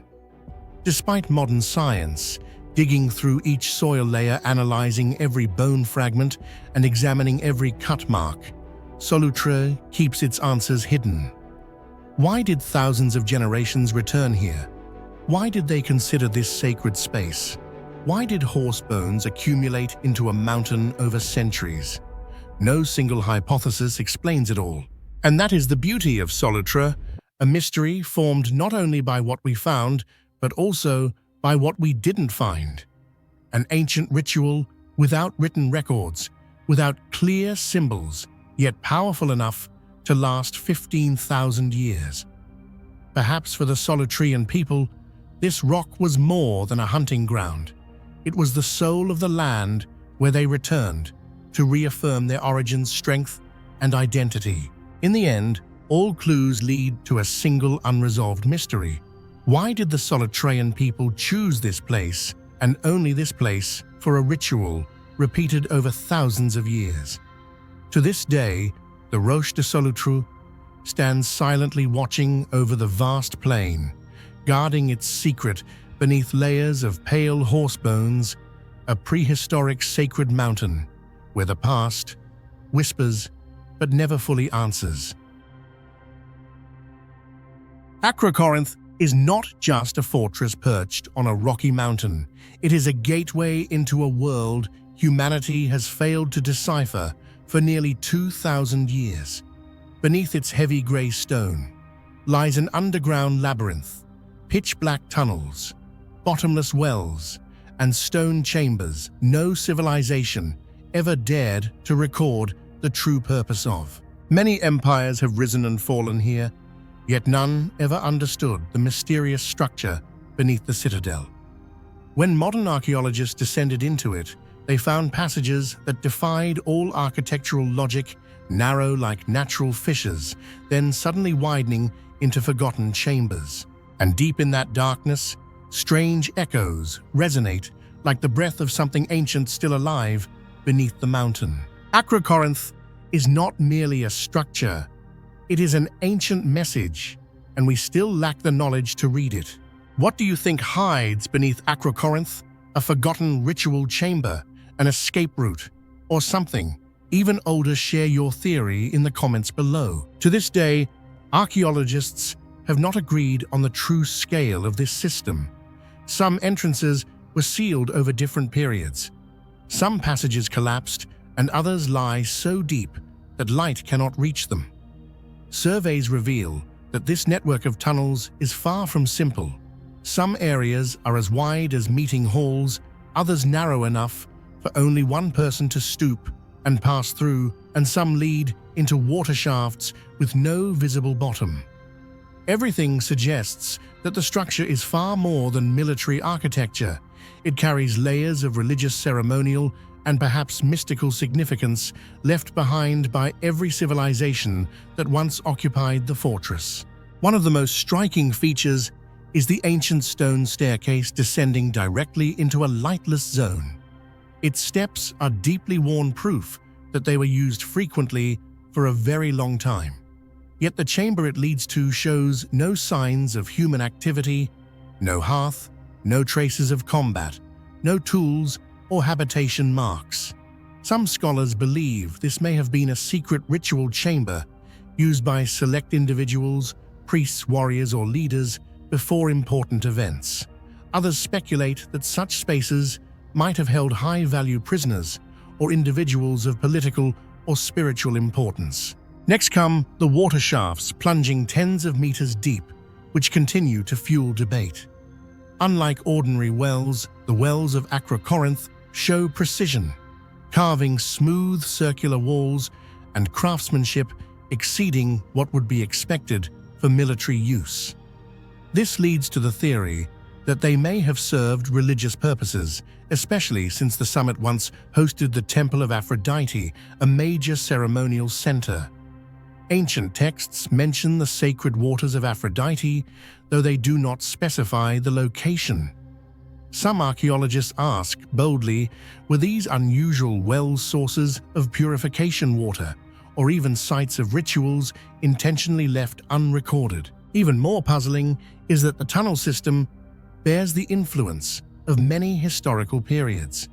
The Greeks carved the earliest chambers, the Romans expanded them, the Byzantines reinforced them, the Ottomans added escape routes.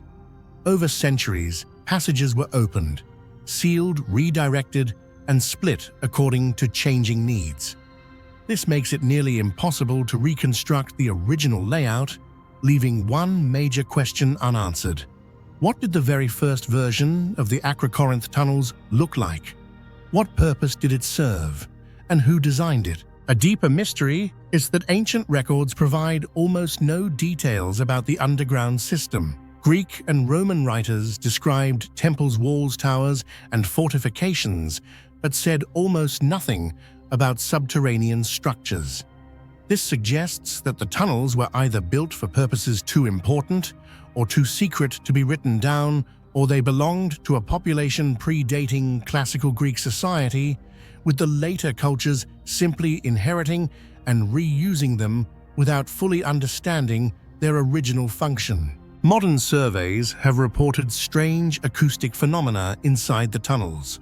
Roaring winds sometimes echo like breathing. Distant reverberations resemble footsteps. Near the deep wells, some teams heard unusual metallic echoes instead of normal dripping sounds. Resonance effects in narrow chambers also raise questions about intentional acoustic design, similar to ancient temples engineered for echoing chants to enhance ritual atmosphere. Certain tunnels are so tight, so deep, or so flooded that they have never been fully explored. This leads to the idea that the underground network might be much larger than what we currently know, with possible sealed chambers, forgotten passageways, or entire ritual areas still hidden. The less we uncover, the greater the mystery grows. All these clues converge into the most enduring question of all. Where do the Acrocorinth tunnels actually lead? And what were they truly built for? No one knows. And that is what makes the site so haunting. Efforts to uncover the true purpose of Acrocorinth's underground tunnel system have produced a wide range of theories, each offering a different perspective on the meaning of this enigmatic structure. The most common idea suggests that the tunnels once served as secret escape routes, allowing Corinthian forces to withdraw when the fortress was under siege. While this aligns with the strategic position of Acrocorinth, it fails to explain the existence of large chambers with apparent ritual significance, or the finely carved stone wells features far beyond ordinary military needs. Another group of scholars believes the tunnels were connected to the ceremonial system of the Temple of Aphrodite, potentially leading to secluded ritual chambers accessible only to the highest-ranking priests. Yet some researchers take an even bolder stance, proposing that the tunnels are older than the Greeks themselves, belonging to a pre-Greek culture such as the Mycenaeans, or perhaps something even more ancient. Later civilizations may have merely inherited and modified them, leaving the original purpose permanently obscured. A number of specialists favor a more technical hypothesis that the tunnels once formed a hydraulic network, channeling natural mountain water sources. However, the presence of dead-end passages and chambers unrelated to water weakens this argument. For all these reasons, the true purpose of the Acrocorinth tunnels remains an unsolved puzzle, one shaped by the overlapping influences of warfare ritual practice and ancient traces that lie far beyond our current understanding. This leads to a final possibility, one that scholars cannot ignore. The tunnel system may never have had a single purpose. It may have shifted between military use, religious ceremonies, and hydraulic functions across different eras. This multi-layered identity is precisely why its true origin remains so elusive. And in that ambiguity, Acrocorinth keeps its secrets. The dark corridors beneath the stone still hold unanswered questions. Standing at the entrance of a tunnel and looking into its endless darkness, one feels as if a forgotten world is staring back. Perhaps the true mystery of Acrocorinth is not the question, where does the tunnel lead, but rather the uncomfortable truth that we do not yet know enough to ask the right question. Hidden on the small island of Gavrinus off the coast of Brittany, France, lies one of the most enigmatic structures in Europe, resting quietly beneath ancient stone layers and waiting to be deciphered. A stone tomb decorated with remarkably precise spiral carvings that astonish archaeologists. Gavrinus is not just a Neolithic burial chamber, it feels like a prehistoric art gallery, a cosmic map, or even a type of encoded library intentionally left behind by ancient people. And the deeper one looks, the more these spirals evoke a strange sense that this was not spontaneous decoration. They follow rules, order, and intention, as if we are looking at a symbolic system from a way of thinking that vanished thousands of years ago. What do you think the spirals at Gavrinus really are? Art a solar lunar calendar, or a coded message we still haven't deciphered? Share your thoughts in the comments below. The carvings at Gavrinus are astonishing because of a level of craftsmanship far beyond the technological abilities of the period from 3,500 to 4,000 years before the Common Era. On some of the hardest granite slabs, ancient people created deep, evenly spaced grooves that curve smoothly without any sign of breakage, misalignment, or hand tremor. When examined closely, the patterns feel almost like products of modern mechanical tooling rather than crude stone implements. Some hypotheses suggest they used quartz sand as an abrasive or extremely hard diorite stones to chisel the lines bit by bit. Yet modern reconstruction experiments still fail to achieve the same smoothness and uniformity found in the corridor of Gavrinus. This raises a profound question. What techniques did Neolithic people actually possess? How much time did they spend shaping every single line with such precision? And most importantly, why did they devote such immense effort to spiral motifs whose meaning we still cannot decipher? Another strange feature is the consistent structure across the artwork. Spirals, wave patterns, scales, and parallel bands all follow repeated motifs. They were not made randomly. They were not casual decoration. Several stones placed next to each other even have continuing patterns, suggesting they once belonged to a much larger monument that was dismantled.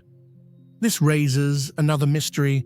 Is Gavrinis just the surviving fragment of a far bigger ceremonial structure long lost to history?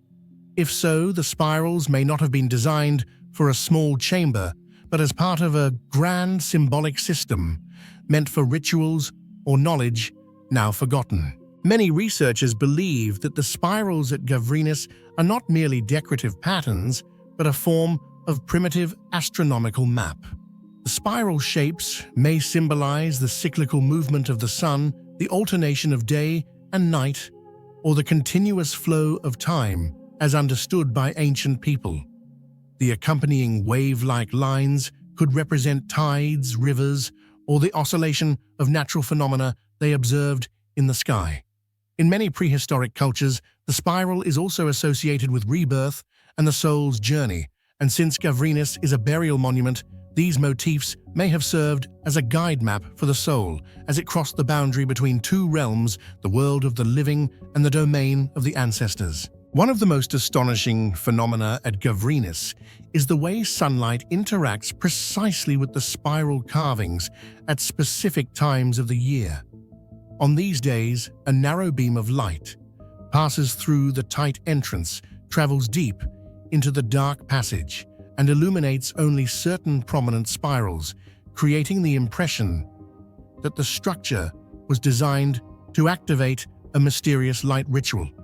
This perfect alignment has led many scholars to suspect that Gavrinis may have functioned as a primitive solar calendar or even a ceremonial observation chamber accessible only to individuals of special status. It suggests that the Neolithic builders were not merely constructing a tomb, but creating a symbolic light mechanism with profound meaning. The discovery that many stones show signs of reuse adds further complexity. Why would Neolithic people dismantle another monument and transport multi-ton stones to an island? Was it simply practical? Or did these older stones hold sacred value, making them essential for a new ritual site? If so, the spirals are not just ornamental, they are containers of cultural memory, symbols carried across generations, possibly preserving a story larger than anything surviving today. The greatest mystery of Gavrinis, and the reason it remains one of the most debated ancient monuments in Europe, lies in a seemingly simple question: what were these spirals meant? For behind the meticulously carved lines is a collection of compelling yet conflicting theories, each reflecting modern science's struggle to understand the mindset of the ancient world. Many scholars believe the spirals may represent a lost symbolic system, a form of language we no longer comprehend. Each curve, each coil, might have been a message, a record, or even a ritual code passed down through generations. With no surviving texts or oral traditions, this hypothesis is captivating yet difficult to verify. Another group argues that the spirals serve as astronomical diagrams illustrating the movements of the sun, the moon, or seasonal cycles. The parallel bands may symbolize agricultural rhythms, while the spirals themselves mirror the breathing of the sky. But if this was some form of funerary calendar, why did only a handful of spirals receive sunlight? And why carve them with such extraordinary precision, beyond practical necessity? A more spiritual interpretation suggests that the spirals function as maps of the soul's journey, similar to the books of the dead found in later civilizations, but expressed through carved imagery rather than written text. In a burial monument like Gavrinis, this idea feels plausible. Perhaps the ancient builders sought to mark the path a soul must travel, or depict its transformation from the world of the living to the realm of the ancestors. Some symbolists go even further, proposing that the spirals are energy symbols representing points of concentration and release used during rituals. Though difficult to prove, this idea cannot be dismissed outright. We simply do not know how Neolithic people perceived the universe or what natural forces they believed they were interacting with. And finally, the simplest hypothesis may also be the most challenging. Could this all be just art? If so, why raise massive stones? choose granite, carve every line with extreme precision, and align them intentionally with sunlight. Why do the spirals appear in similar locations across numerous slabs as if they belonged to a unified, symbolic design? Such details make the pure decoration explanation difficult to accept. It is precisely the intersection of these theories, language, astronomy, ritual, spirituality, and art, that turns Gavrinis into a mystery without depth. And perhaps it is this very ambiguity that keeps it alive in our imagination, an ancient message lying silent beneath stone, waiting for someone with enough patience and insight to finally understand it. Today, Gavrinis remains one of the most beautiful examples of Neolithic megalithic art. But behind this beauty lies an unanswered question. What were the ancient people trying to tell us? What message were they leaving behind? What marker were they creating? And could these spirals be the final trace of a worldview completely different from ours, one that disappeared from Earth long ago? Until someone deciphers them, Gavrinis will continue whispering its story through its swirling lines, patterns that even after thousands of years remain beyond our full understanding. Hidden deep within the mist-shrouded Basque Mountains where sunlight barely reaches and time itself seems frozen, archaeologists uncovered something that sent a chill down their spines. Strange symbols carved directly into solid rock, unlike any writing system or symbol ever known in European history. They are not human figures, not animals, and bear no trace of ancient religious tradition. They are sharp, rigid, and isolated, like the coded markings of an invisible civilization. What shocked researchers even more was the paradox. At the heart of these carvings, the carving technique appears almost modern, yet the symbols lie beneath mineral layers that are thousands of years old. This contradiction opened the door to one of the greatest archaeological mysteries of modern Europe. Who carved them? What were they trying to record? And why did these symbols appear and vanish without leaving a single trace on the timeline of humanity? What do you think these mysterious Basque symbols were trying to say? Share your thoughts in the comments below. From the moment archaeologists first entered the cave, the most shocking thing was the arrangement of the characters. They do not form sentences, do not flow in lines, and follow no textual structure. They resemble short notes, standalone symbols, as if someone was marking information only they could understand. The mineral layers covering their surfaces show that they have truly existed for thousands of years. This leaves experts in a dilemma. The carving style appears modern, unconnected to any ancient European culture. So why do they lie beneath such old sediment? When specialists examined the shapes of the Basque cave symbols more closely, they encountered something deeply perplexing. Each cluster of markings seems to resemble a different writing system, yet none of them match any script completely. Some curved lines echo Norse runes.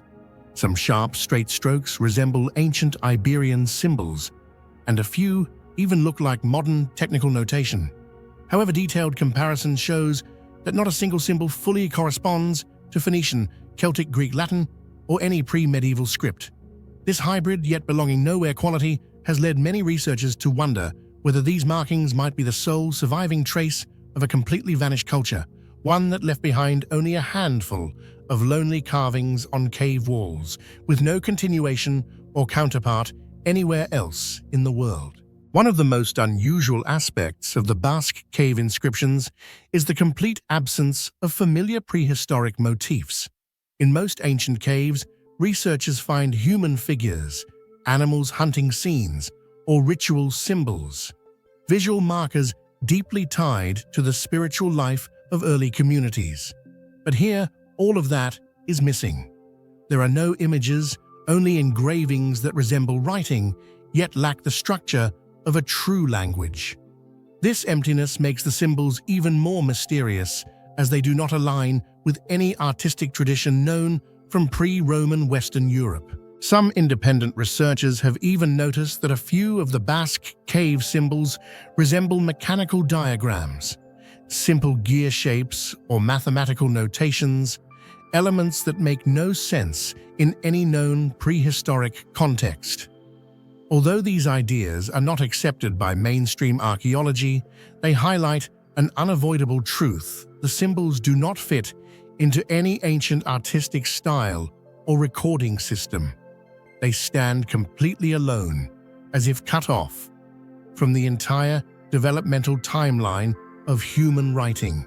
The Basque region has long been known for Euskara, a language completely isolated from every other language family in Europe, often regarded as a living remnant of prehistory.